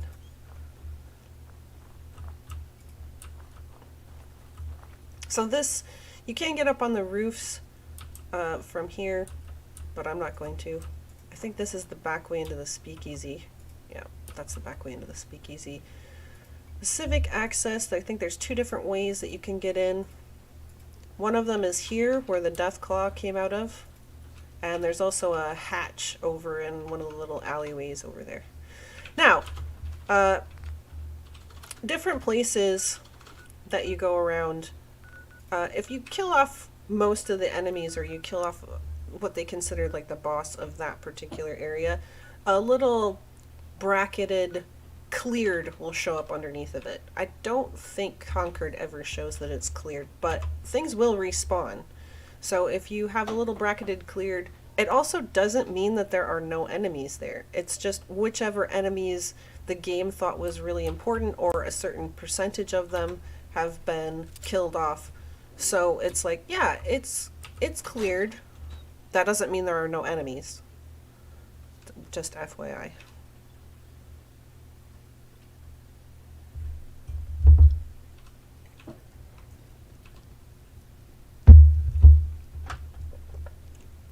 Oh no. Yeah. Question is, do you have Snickers? If you don't have Snickers, you better watch it. You better watch it. Ooh, junk. Junk, junk, junk, junk, junk, junk, junk. Yay, junk. Now my brackets are doing a little wibble. That means that there's something around here that could possibly notice me. Now, you will run into these from time to time, usually from the other side of a door. It will say that it's chained or blocked, and you have to find the proper side to activate the chain, and then it'll pop open. Sometimes that can be beneficial. Sometimes things can sneak up on you from behind, so we will shut that.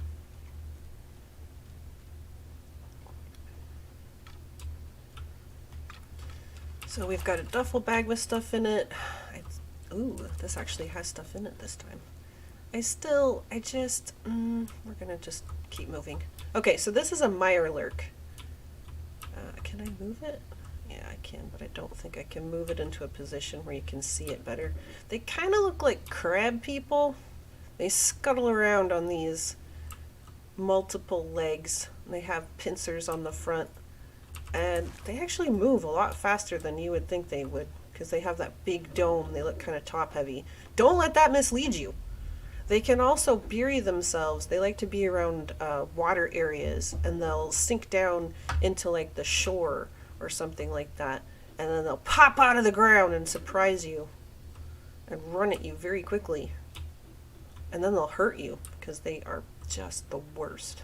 Not as bad as mole rats, I don't think. Mole rats are just evil.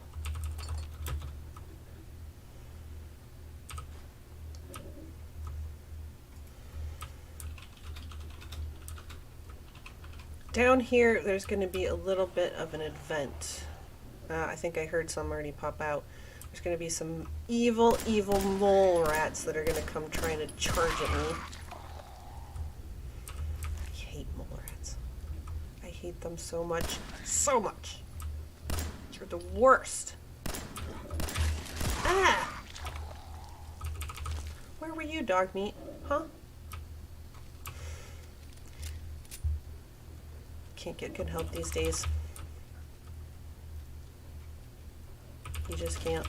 Can't rely on anyone. So, down there, you can just make out that there's a little bulbous shape on little legs that are going to scuttle around. I'm going to see if we can get in a more advantageous position. I think we can crawl up there and he can't get to us. I'll take those sugar bombs first. No, I'm still hidden. You can't see me. Oh, I'm in caution. Poop. There's rat roaches up here too.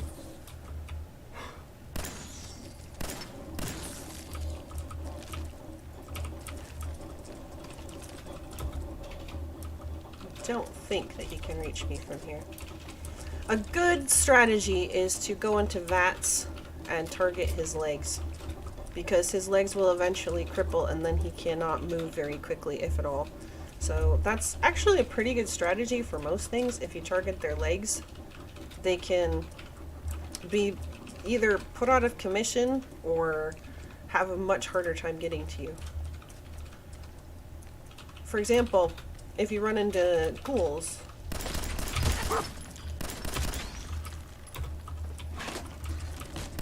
and you take their leg off, they just lay there on the ground until you kill them.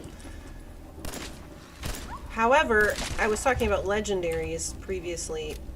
Sometimes if you like cripple their limbs or something before they go to their next bar of health, they can be like better. They can be like kind of repaired, I think, after they go to their second bar of health, so it doesn't always work so great on legendaries. But legendary enemies almost always drop legendary equipment, so legendary weaponry and armor. So it's kind of worth it to kill them, although sometimes they drop stuff that is, some would argue poop. Some would argue it's poop.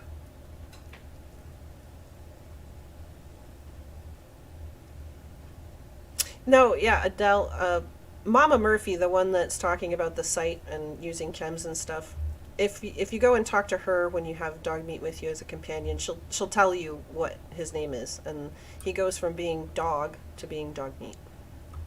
Otherwise, he will remain dog forever, because you cannot name your companions unless they're robots that you create. You can name the robots.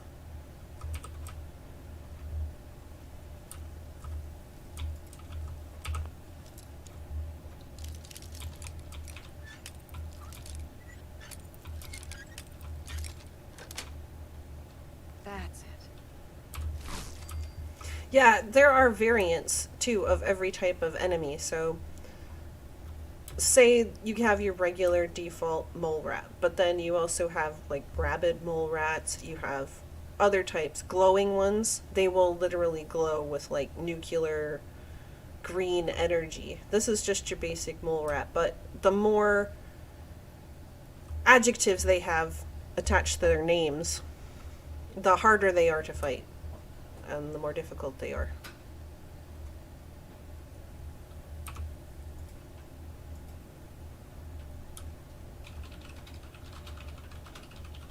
I'm sure there's mods to do whatever. I mean, I'm sure that there's nudity mods, there's mods to, you know, change just about everything. There's mods probably for anything you can think of, and then some for Fallout 4.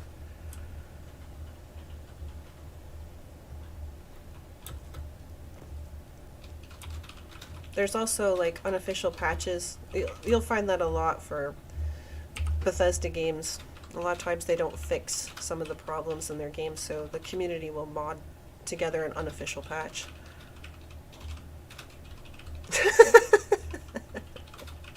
It's some of the first mods that always get created for games that can be modded. Nudity ones are always the first ones. It's just the way it happens.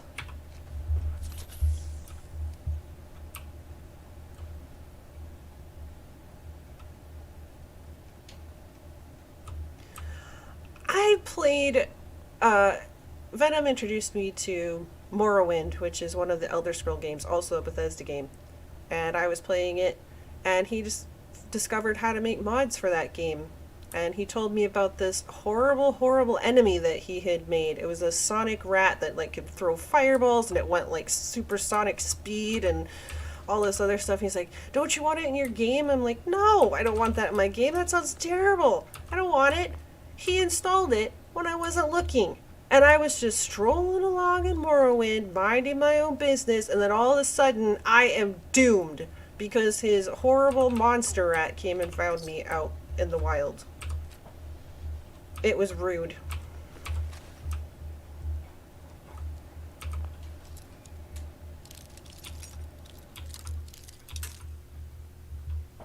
Don't encourage him, Adele. No. That's terrible. It was awful. And rude and mean.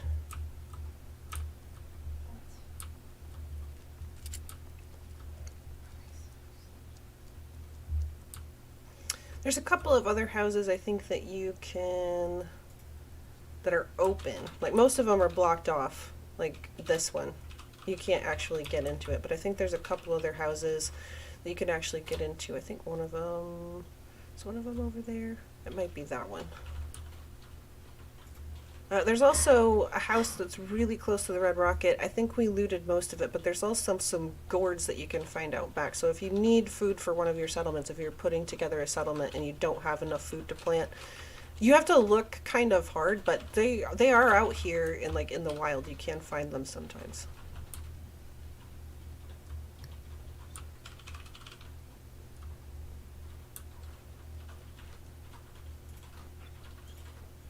And I believe that's also I think that's a speakeasy as well. Unless that's the workhouse. I don't think there's anything around here that's going to hurt us. Right now it's pretty clear. That's the workhouse, yep. That's just the front. We went in through the back.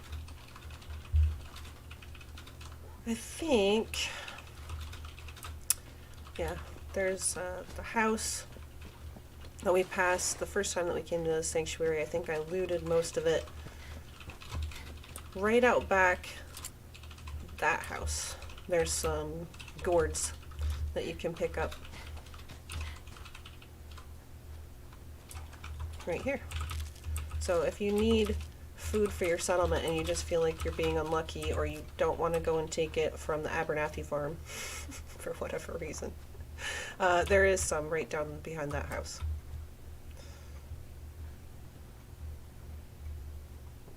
Yeah, there's a couple of places that it seems like you barely turn around and then you come back and it's already respawned all the loot. I don't know why. Ooh, a sniper rifle, you say?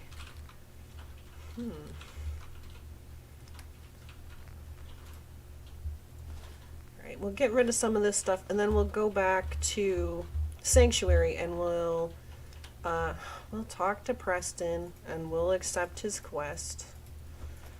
We weren't going to do anything about it, but we'll accept it so that he'll stop nagging us to talk.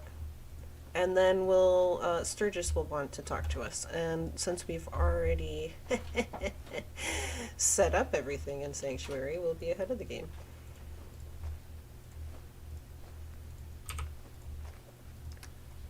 Is there anything else? Oh yeah, I'll just dump the junk here. I do have a bobblehead, I believe, right? I have at least one bobblehead. Yeah. So, a lot of items you can display. I talked about some of the display stuff, like this is a magazine rack. There's other types of magazine racks that you can make. But you can also make a bobblehead display, and is it under miscellaneous? No, it must be under shelving miscellaneous, maybe? Furniture miscellaneous. There it is. It's under furniture miscellaneous. And that's all this stand will ever do, is just hold bobbleheads. But then you have them all in one place. You can display them. They look kind of nice. And you can get them out of your inventory. I don't think they weigh anything, but it's kind of nice. I like it. So we're going to head back to Sanctuary. We're going to talk to Preston. And then we're going to talk to Sturgis. And we're going to get a little bit of XP. I like myself some XP.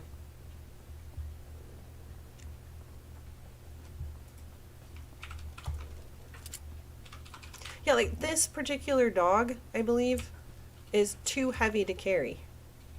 I don't know why. Like, you can pick up this full-sized human and move him off the road. But apparently this dog is too heavy. I could lift that Mirelurk, which looked way heavier than that dog. I think I could even move the Deathclaw that was in Concord. But it won't let me move the dog for some reason. This is Marcy. So, like, I could talk to her, and I don't think... Oh, good. I think it's just hung up. It'll give me a moment to drink something.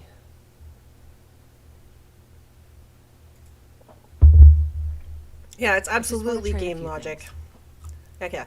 So, because I've already owned this settlement, it's technically mine, so now they are my settlers. So I just went up and interacted with her, and my character said, I'd like to trade a few things. And this is where you can take anything that they already have, and then you can give them, say, any weaponry or any armor that you would like to give them. It's good to have some kind of under armor. I talked about under armor a little bit. It's where you it doesn't really take up any slots, so you can wear like a chest piece and arms and legs over the top of it, because otherwise it'll just be them with their little tiny bits of armor on and their underpants. So having some under armor on them, Just when you think you're safe. I mean, you run your settlement the way you want, but I'm just saying, unless you want to see their underpants, you're probably going to want to give them some under armor. All right, Preston. I should have listened to Mama Murphy all along. Pretty nice place she's found for us. I think we could settle down here. Make it a place to call home. What do you think? I used to live here. Yeah, I used to like living here. Before the war. Naked and afraid. Before what war? Are you saying? Yeah, about 200 years ago, Preston. Over 200 years ago. I was frozen or something for most of it. Just woke up a little while ago. Damn. I love how he just buys it. Like, he doesn't think I'm crazy. He doesn't think, you know, I've been taking too many chems. He's just like, wow, you were frozen for 200 years? Tell me about that. Just my son. Somebody took him away while I was still trapped. I've been looking for him. Damn. Sorry. I hope you find him. Let me know if there's any way I can help. Anyway, I am glad you're here. And I hope you don't mind. I do mind, I've got another actually. favor. I've had word from a settlement asking for help. There's still hope in their Minutemen out there, somewhere. The only chance to start rebuilding the Minutemen is to show people that they can count on us when they need us. Trouble is, I've got my hands full here. Hands full. Do you think you could go help out with the settlement? Hands full. I really feel like pressing sarcastic, but we're going to go ahead and press yes. Actually, we'll say, what kind of help? What kind of What help exactly do you want me to Sounded do like here, the usual. Preston? Raiders. You'll have to get all the details when you talk to them. Yeah, sure. I'd be glad to help. That's Be fantastic. glad to help. Minutemen could use more people like you. Eventually. By the way, if you want to help out around here at all, talk to Sturgis. I'm sure he'd be glad for No, all the I help haven't you looked for him at all, Dinkers. You're right. It was all lies. I'm just telling them that so they think I'm a good person.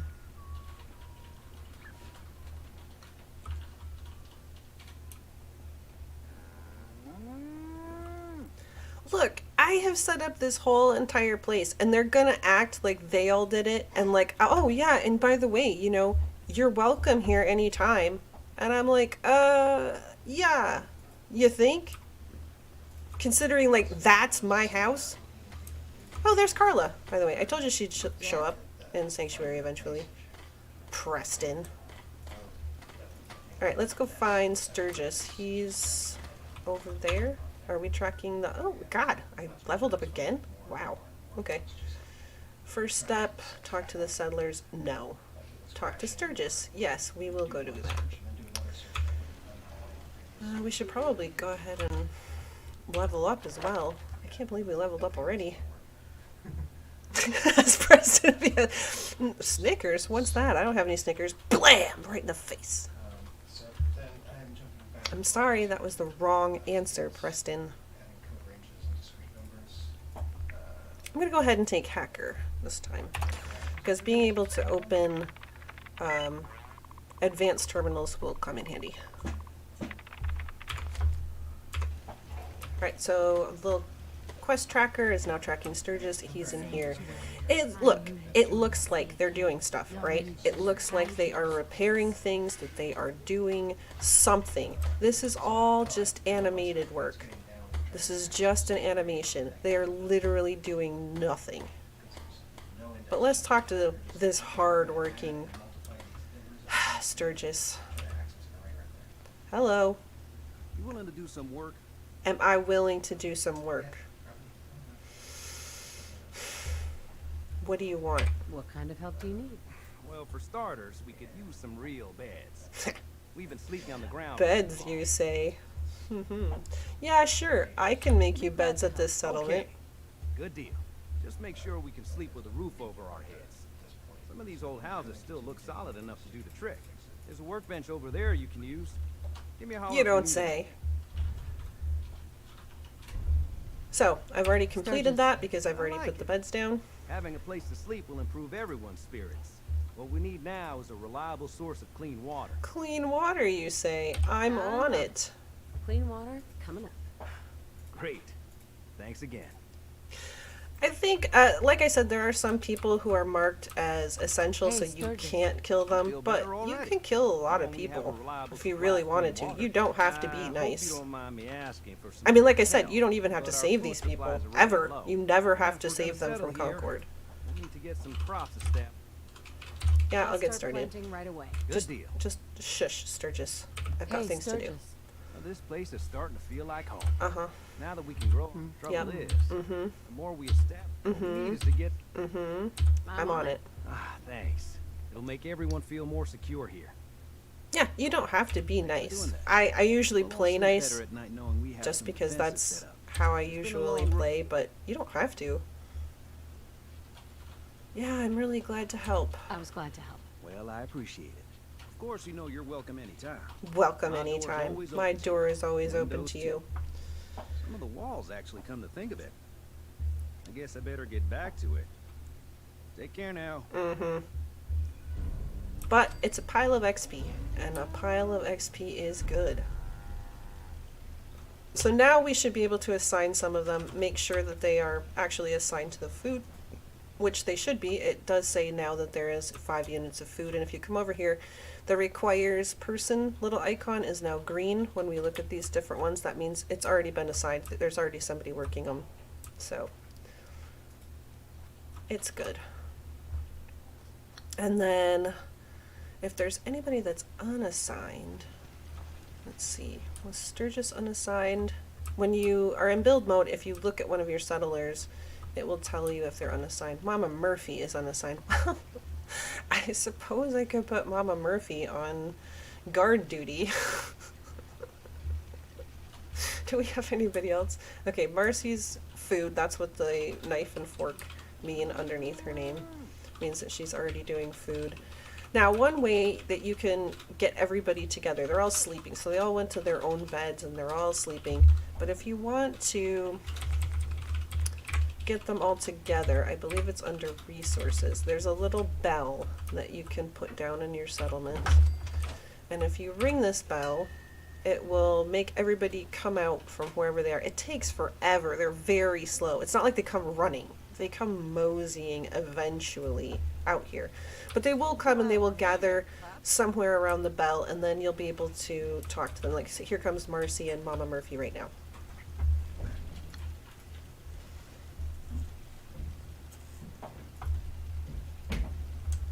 Oh yeah, you could probably find a mod that would make them killable Irish.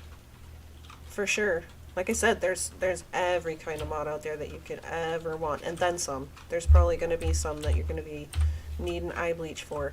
All right, Sturgis, you are going to. So I looked at him, and I pressed E And now I'm going to go over to one of these little defense posts that I set up.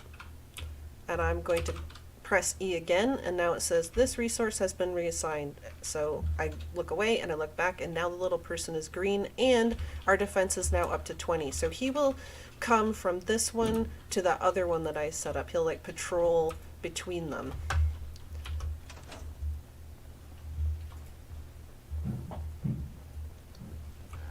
I know, right? If you have a lot of people in your house, that bell would come in really handy.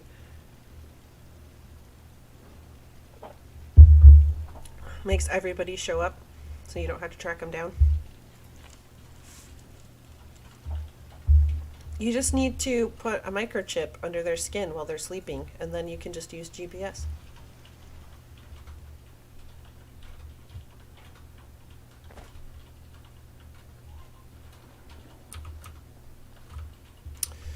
So actually, I think I'm going to, let's see. I'm here, I think I'm going to come up around this way because there's a couple things over there that are pretty interesting. So we're gonna cross the little river and we're gonna head that way, which is east, I believe.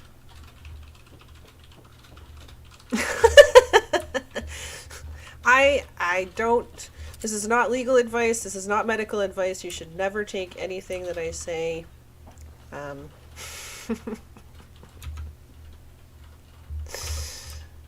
as some kind of permission to do anything. There should be a dog. Did we kill the dog already? I don't think we did. Yeah, there should be a wild mongrel over here.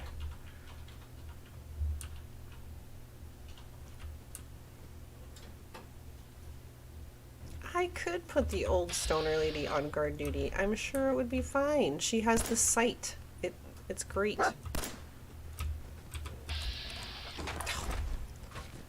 I used to be in a shrub.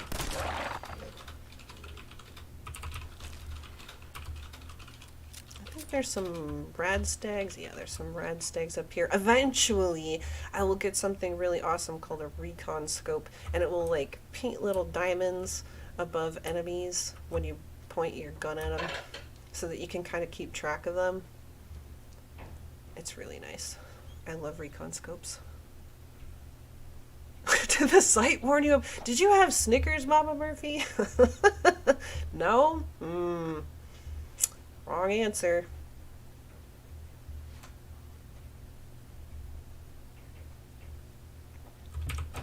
I see something. And it's angry. You don't say. That would be me. I would be the thing that would be angry. Well spotted, Mama Murphy. No regrets. I mean, there is some random detritus around here that you can loot, but that is really what we're looking for. You come down the coast a little bit, and you'll find this humming machine that has a pipe coming off of it. You open the lid, you turn off the circuit breaker. I always close the lid because it's polite. And then we follow this tube up the hill.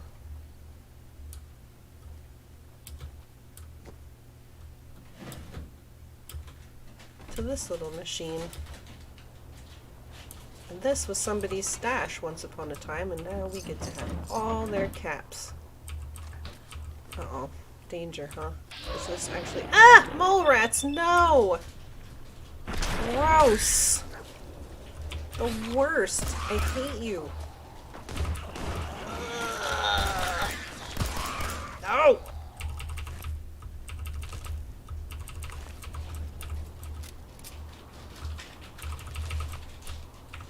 Anyway, oh, it looks like there's going to be a radiation storm. One really weird thing that happens is that you can see the trees are like vibrating. That's a good sign that there's going to be a radiation storm.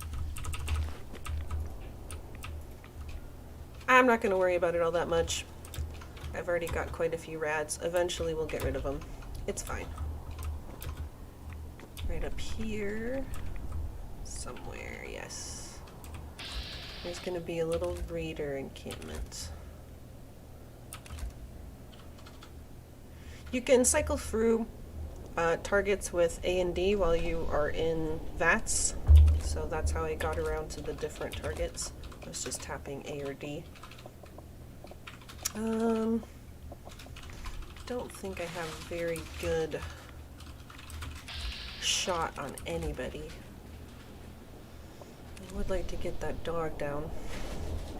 Don't worry, it's not a good fluffy dog. This is a mean, nasty raider dog. I'm gonna crit it in the head. Make sure it's down. Shoot you in the back.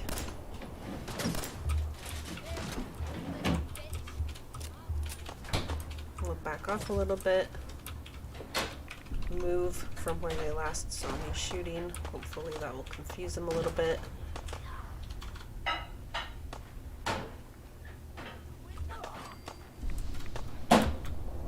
Yeah, you'd think that dog meat would be a little more useful like that. Usually he's just really good at breaking your stealth and rushing out to super dangerous enemies and then immediately taking a lot of damage and then being useless. And getting in your way and clogging up doorways so that you can't get through. He's also very good at that. Is there anybody else? No? Great. You're not going to need that anymore.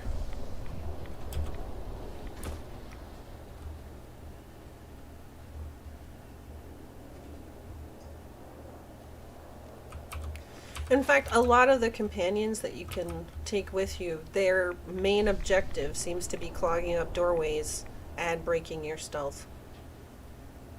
I think they've taken a secret pact. They're members of a secret cult that's just trying to destroy you. He can carry a fair amount, actually. I mentioned before, the other companions, like the humanoid companions, you can actually have a trick that you can infinitely load them down. It's slow and tedious and takes up, you know, probably more time than most reasonable people would want, but you get to take every piece of loot home. Dog meat, you can put a fair amount on him, surprisingly, but you can't infinitely load him down. It will get to a point where he cannot pick up anything because he doesn't apparently know how to pick things up and put them in his inventory unless you don't want him to. Then he'll just, if he gets to his limit and you tell him to go pick something up, he'll just chuck it at you. So, not very useful.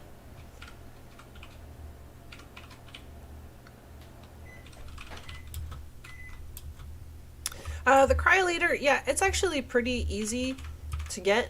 You just need to be able to do master locks. There's probably some glitch or something that you can exploit to get it. I don't know what that is. It doesn't really matter to me. The cryolator's okay, but ammo for it, it's not impossible to find, but it's definitely not as readily available as like even like sniper ammo. Oh, we've had it. There we go. I thought we were going to have a little hiccup there.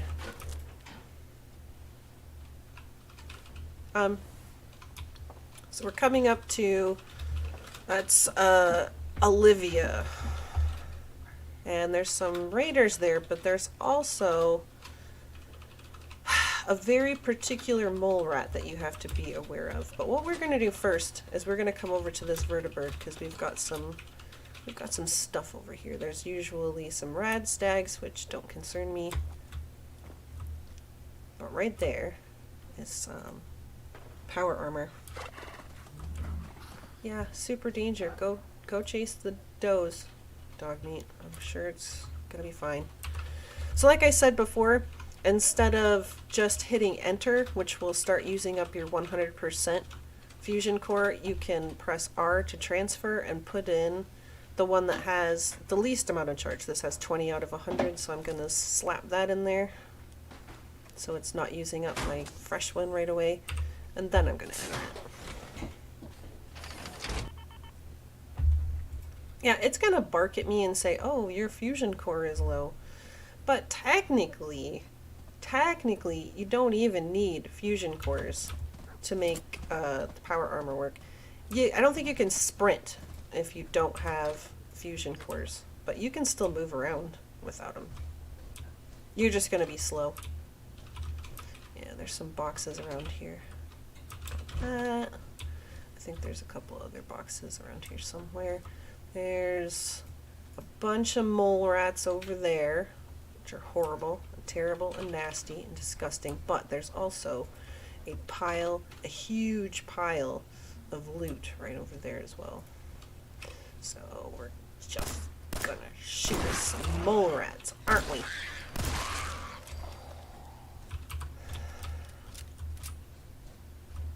Where's the other one that says it's over there? Aha! Still in caution. Ah, yeah, there's one right there.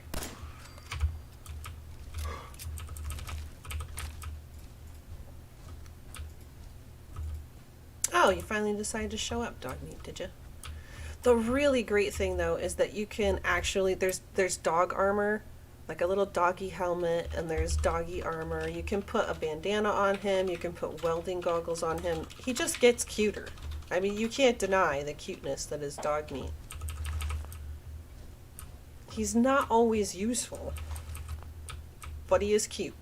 So there's a whole bunch of bodies in here. Some of them are a little better hidden than others. So you want to take your time and make sure that you get all of the loot.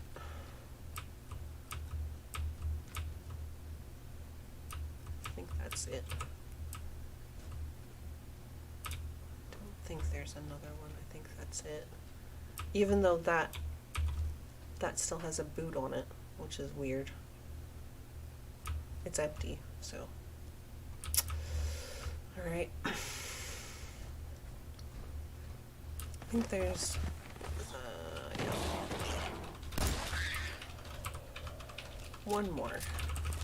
And another one? Really? Let's hope this is not the bad one. Ooh. Oh, hey, good boy! You actually got rid of a mole rat. Good boy.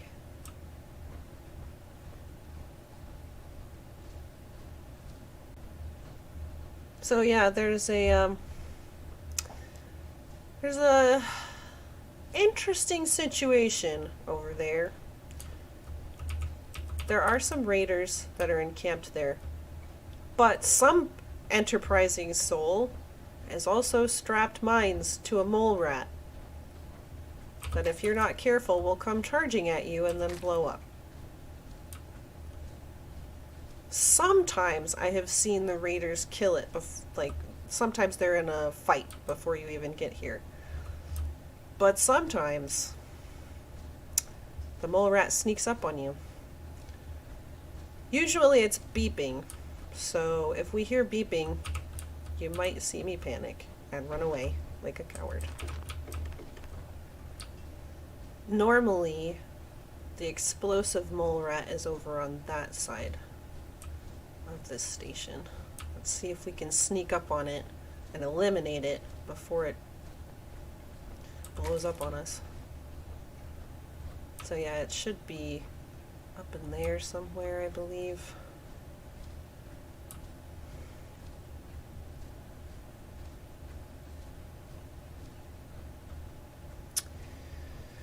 They're oh, detected. Detected by what? I don't like that. I do not like that. It could be another radstag. Because, oh, danger. Crap. No. Dog! Okay, I didn't expect a dog. Nope. That was just a wild gourd blossom. I think that's used for chems. Alright, we're gonna circle wide because I do not want to... Uh-oh, more danger. Crap. What did you walk into? What did you walk into? Oh, it's just another dog. Right. That's not so bad. So I think one of the companions, I was trying to read up different permanent companions. They like different things that you do. Like some of them like when you pick locks, some of them like when you unlock terminals, some of it like when you like do good things around the wasteland. There's a couple that like it when you murder innocents, I believe. One of them likes it when you go naked in town. I think that's one of the things that she really likes. But there's one companion that really likes it when you heal dog meat with a stim pack.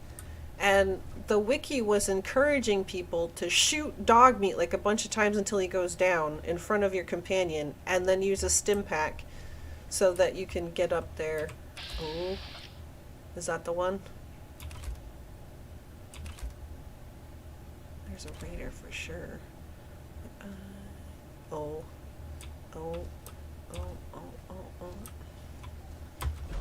Okay, I don't like this at all. Oh, good. I think that was explosive one. Excellent.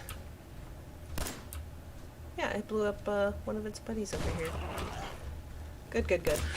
There's only one, I believe, that has explosives on it. So the other ones should be fine. The raiders might get annoyed with me, but I don't really care. I can take care of raiders.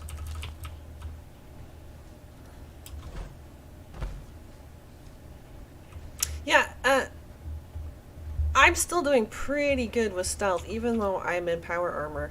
And power armor is not exactly the stealthiest thing in the world. But I don't think there's anything that you can do. Like some of the permanent companions don't like when you steal, but like dog meat doesn't care. Hold on, I'm gonna take a sip of tea.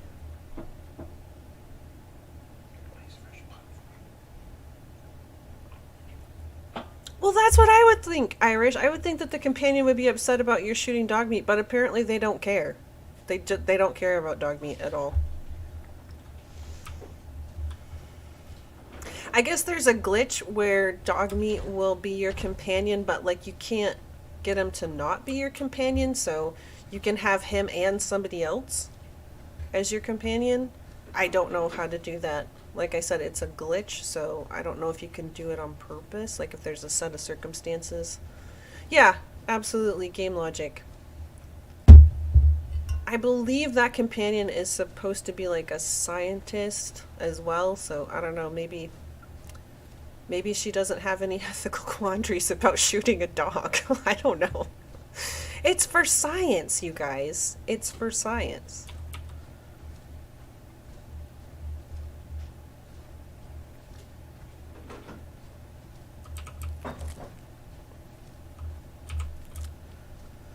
I think there's one companion that likes it when you steal stuff, and I'm not really a steely kind of player. I don't usually steal anything.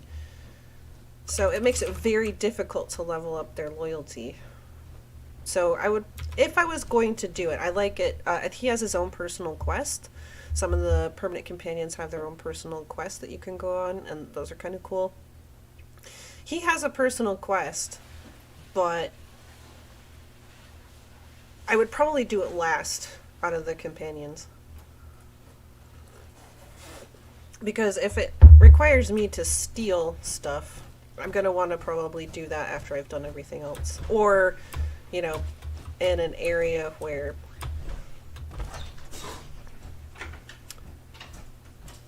it's not really concerning. Like some of the raiders own, and I'm going to use that in suspicious quotes, some of the raiders own things and you can go in and steal their stuff. I wouldn't feel so terrible about that. I'm wondering if I should go ahead and take these people out while I have a power armor. If I should take the power armor home first so I can be sneaky.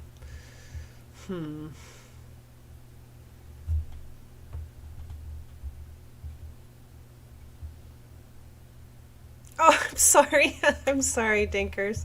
I don't mean to make your dog bark by putting my cup down. I'm gonna go back to the Red Rocket and drop off the power armor, I think. So I can stealth.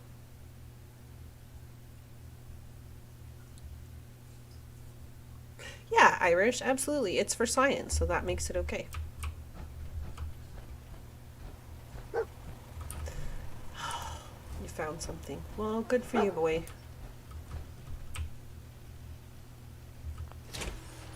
I did mention, I believe it was last time, that one of the things that if you're going to have settlers, when you do get attacked, if you leave a fusion core in your power armor, they will take it. And I don't like that, so I take my fusion cores out. Which isn't a problem unless you're in survival, because then the fusion cores have weight and they are super, super heavy. Yeah, I know you found something. Oh, is it my magazine that you found? What a good boy. What a good boy you are. Okay. Oh yeah! There is something else that we can set up. It's right down the road here. Now, where we're going can have a high chance to glitch out completely. And if it does, we might have to shut down the game and restart it. There's a quarry not too far from here, and one YouTuber I know who plays a lot of Fallout calls it Glitch Quarry because it can glitch out pretty bad. Venom has been having that problem on his game. And you can fix it, and again I'm going to use suspicious quotes with that, by just getting out of the game and going and then coming right back in, just loading it right back up. But it's kind of annoying that you have to do that.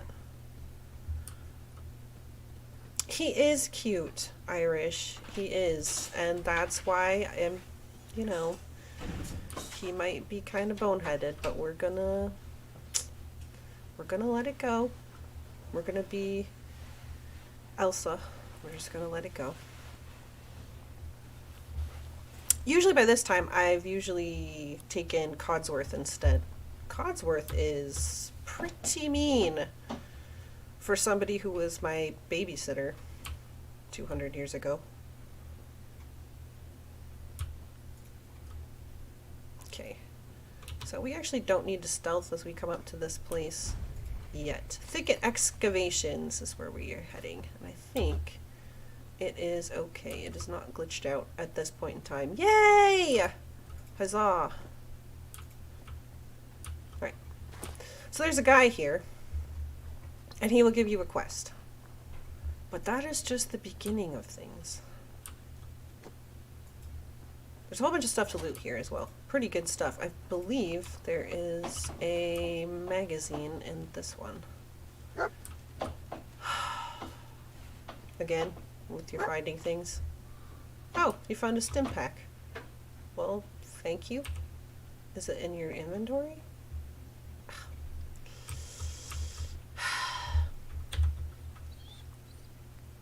Yep. Good for you. You could have left it for me to pick up, but that's okay. Here it is. Taboo tattoos. Yes. I think you can go...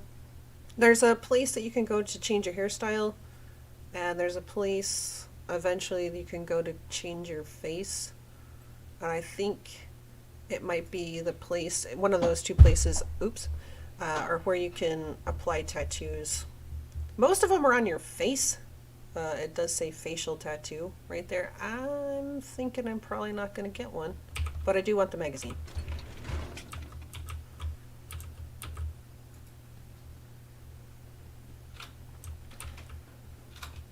So you can just rob this guy blind. He's not going to care. This is Sully, and he will give us a quest in just a moment. Yes, this is the person that Lainey immediately shot as soon as she saw him. I don't think he had Snickers, guys. I'm pretty sure he was out. Got it. And thus he deserved it.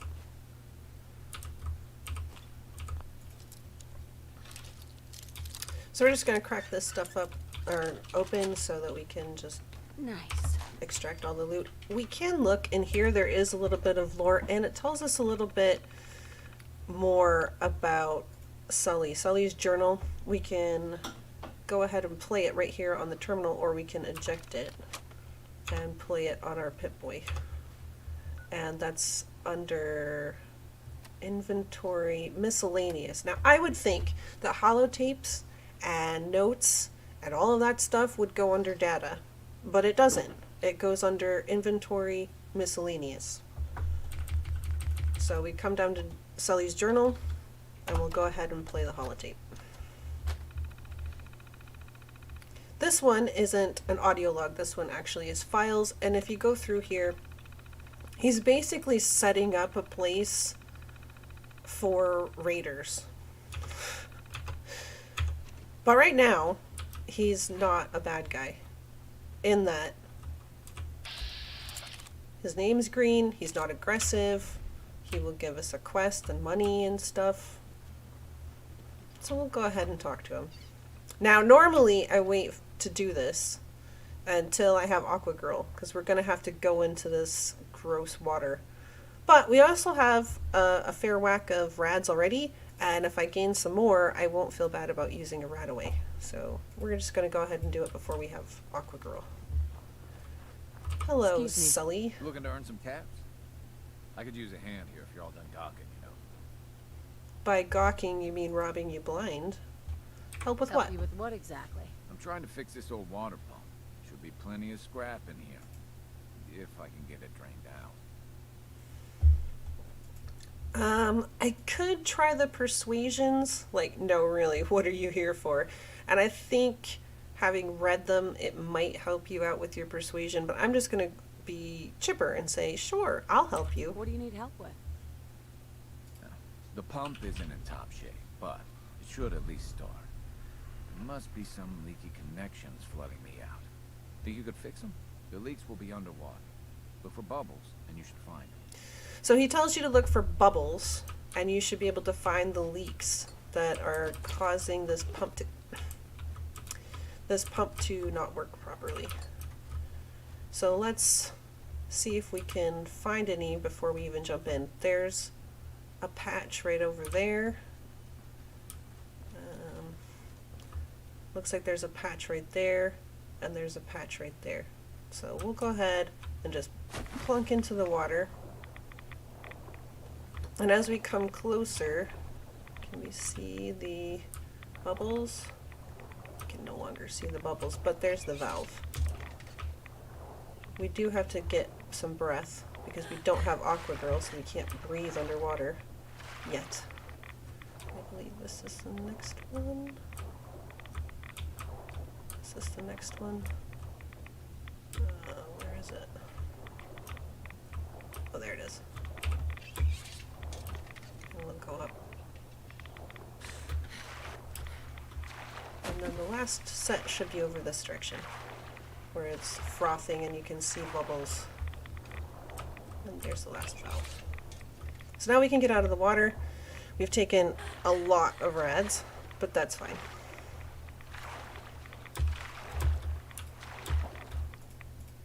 Because now I will feel justified in using my Radaway. We'll watch the rads go down, see if I need to take another one.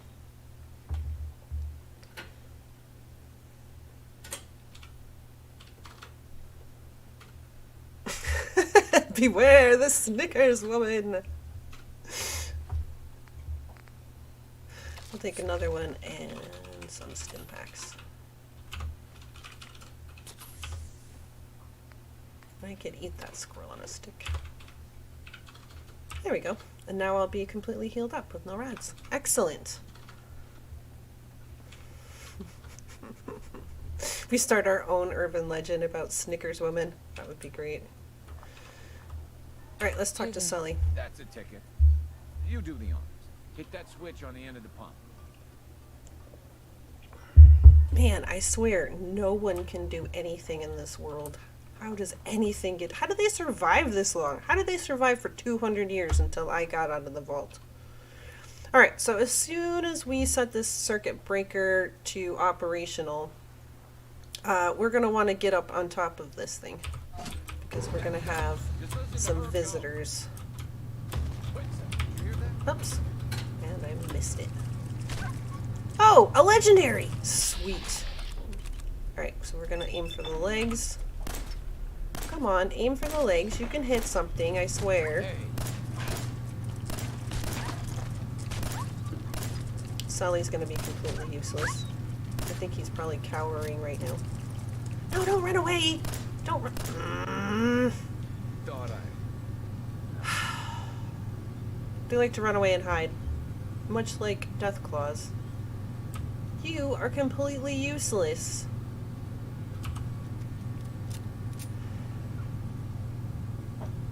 Alright. So there's definitely one over there. There's one over here. What other type of weaponry did we have? I don't remember. We do have a shotgun. And we got some Molotovs. It might be time to crank those out. I'm thinking. Right. Come on. You've got XP with my name on it.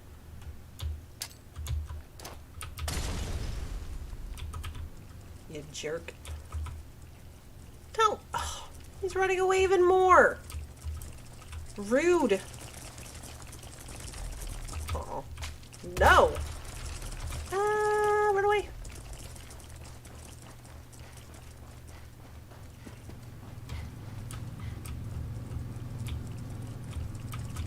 What?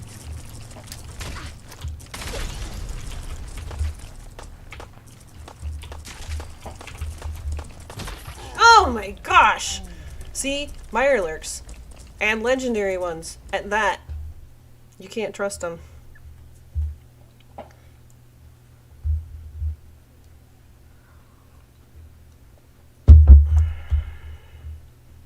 Alright. So we just gotta do the bubble thing again. Unless you're gonna pitch in here, keep a distance. Oh, shut up, Sully. I'm not very sympathetic. He will become an enemy eventually. Hi. Looking to earn some cash? I could use a hand here if you're all done talking, you know. What do you need help with? The pump isn't in top shape, but Sure. the leaks will be under. I love if you skip through the dialogue. Your character is just like, sure, mm-hmm, uh-huh, oh, really, yep. I feel like that. It is a whole mood, and I'm here for it.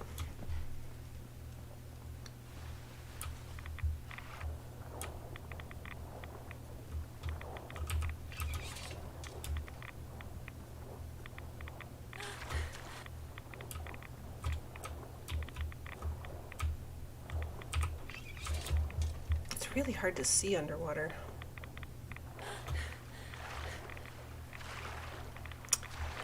I know that if you get the second rank of Aqua Girl, you can actually hide underwater. Like, you could become undetectable in water. So, that could actually be beneficial. Alright, so let's get rid of these rads again.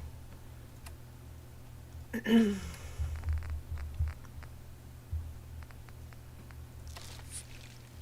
think it took 2 last time. I'm not 100% sure if I will get the legendary again. It's kind of random.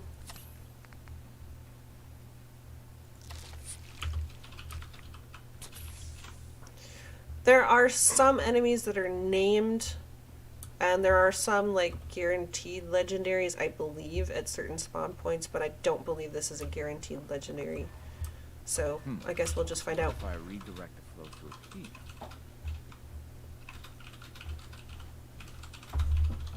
Sully. Hey. That's a ticket. You do the honors. Hit that switch on the end of the pump. Alright, we'll pick up this stuff, and we'll go switch the switch. If they didn't hide... Alright, so this pauses it. We're going to switch over to the shotgun and make sure we have the Molotovs. Yeah, listen to her go, alright. Alright. So we got a soft shell. Oh, we do have a legendary. Excellent. Alright, so.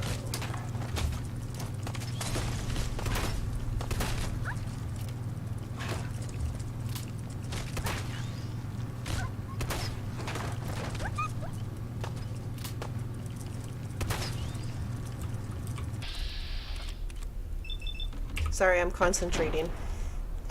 Because I don't want to die this time. Really? That was a terrible shot. They can wiggle themselves up here and kind of physics their way up. So you have to be a little careful. Where did the legendary go? I know they went off somewhere. I don't really want to get down from here. Hello? Where are you? Are you hiding right back there? I think you might be. Do I have a rifle where I could just like shoot in this general direction? I do. So I'm hitting Alt to hold my breath so it steadies my weapon. And I got his attention. Now, I don't think... Oh, I do. I don't remember which number I had set for my shotgun.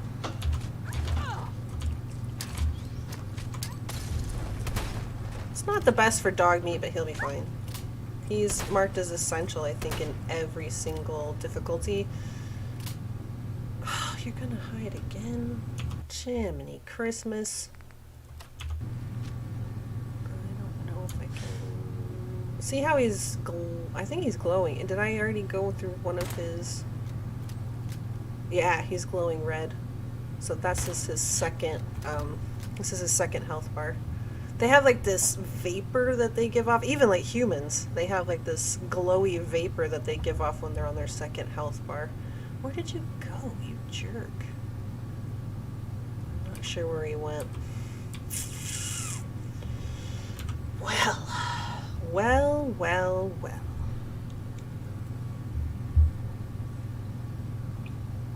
Yeah, Adele, just imagine if I didn't have this on normal. If I had it on a higher difficulty level, they would be even worse. Is he over there? I thought I saw a little movement. I'll just shoot over in that direction and see if that gets his attention. Maybe he'll come over here. Hey, I'm over here. Don't you want to eat me? I'm nice and juicy and tasty. No? Well. This is my final form! Ho ho! You're gonna make me go over there, aren't you? Well. Let's see. Okay, so the...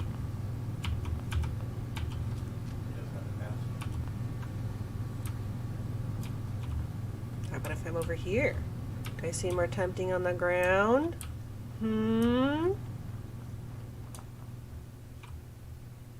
He's gonna sneak up and just like demolish me. I know it. Yeah, quick save. I will quick save. Uh-oh. He found an enemy. Help!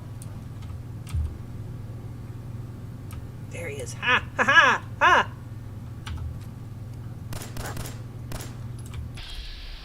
Oh, that's terrible. Legs. Look at those legs. Come on. You can shoot something, right? No? Oh.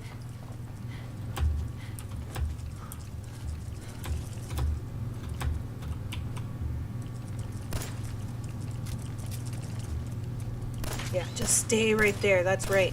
You really are mad at me. I know it. I'm terrible, and I don't have Snickers.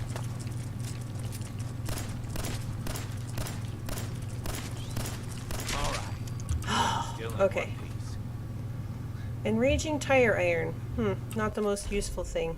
Critical hits cause targets to frenzy. So basically, I think they'll attack their friends as well if there's more than one. They'll just go and attack like anything that's close to them. Which doesn't... I mean, if you're in melee range, that sounds less than optimal. but we'll take the meat. Excellent. Okay. Good, good, good, good, good. All right. Give me my caps. Should be some light. Ah, there it is. Hello? Give me my caps. Myros. I guess I shouldn't be surprised that started them up. Anyway, I still got some tinkering to do on this thing. Shouldn't be too hard now, though. Thanks for pitching in. Here's a little something before you clear them out. 50 caps. I think that was worth a little more than 50 caps.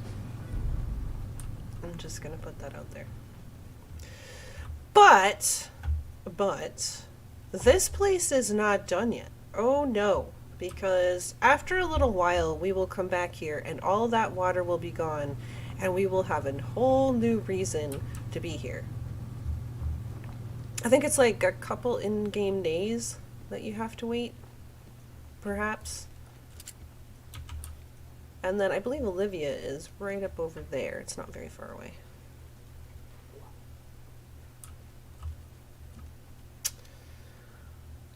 But I think what we're gonna do after we went through all that rigmarole and died. Oh, we leveled up. Let's see. I took sneak. I could take sneak again. But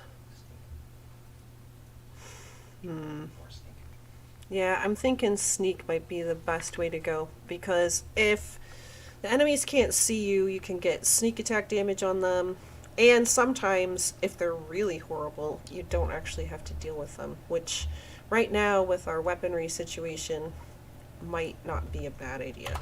So I think I'm going to take some more sneak, and then we're going to head back to the Red Rocket, and then I think we're probably going to call it for today.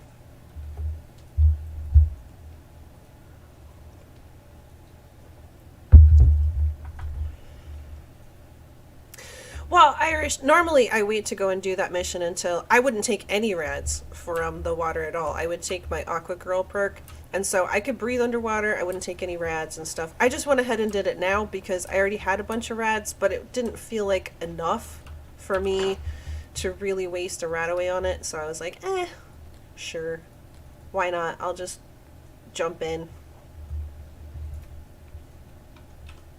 An hour and a half short, dinkers. I made no promises.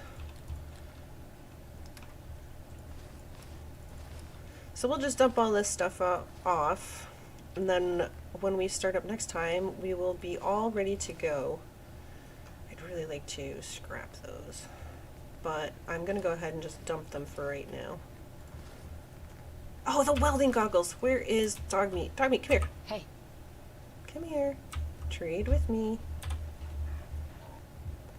The bad thing about this is if you have him carry anything, you can't just take all anymore if you want to have him keep wearing the welding goggles.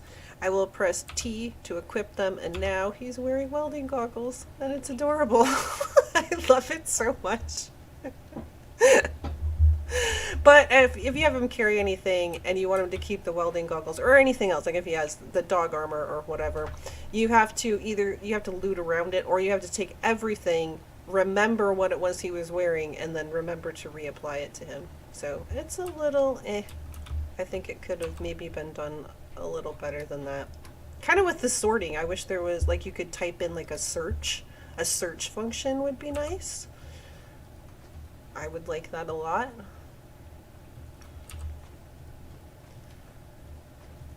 I'm not really sure. Sometimes you look at how they've implemented things and you just kind of get confused. Like, did anybody play this beforehand? I think part of the reason they didn't have a search function is because it's for consoles as well, and that would be really hard to do with a console and a controller. But anyway,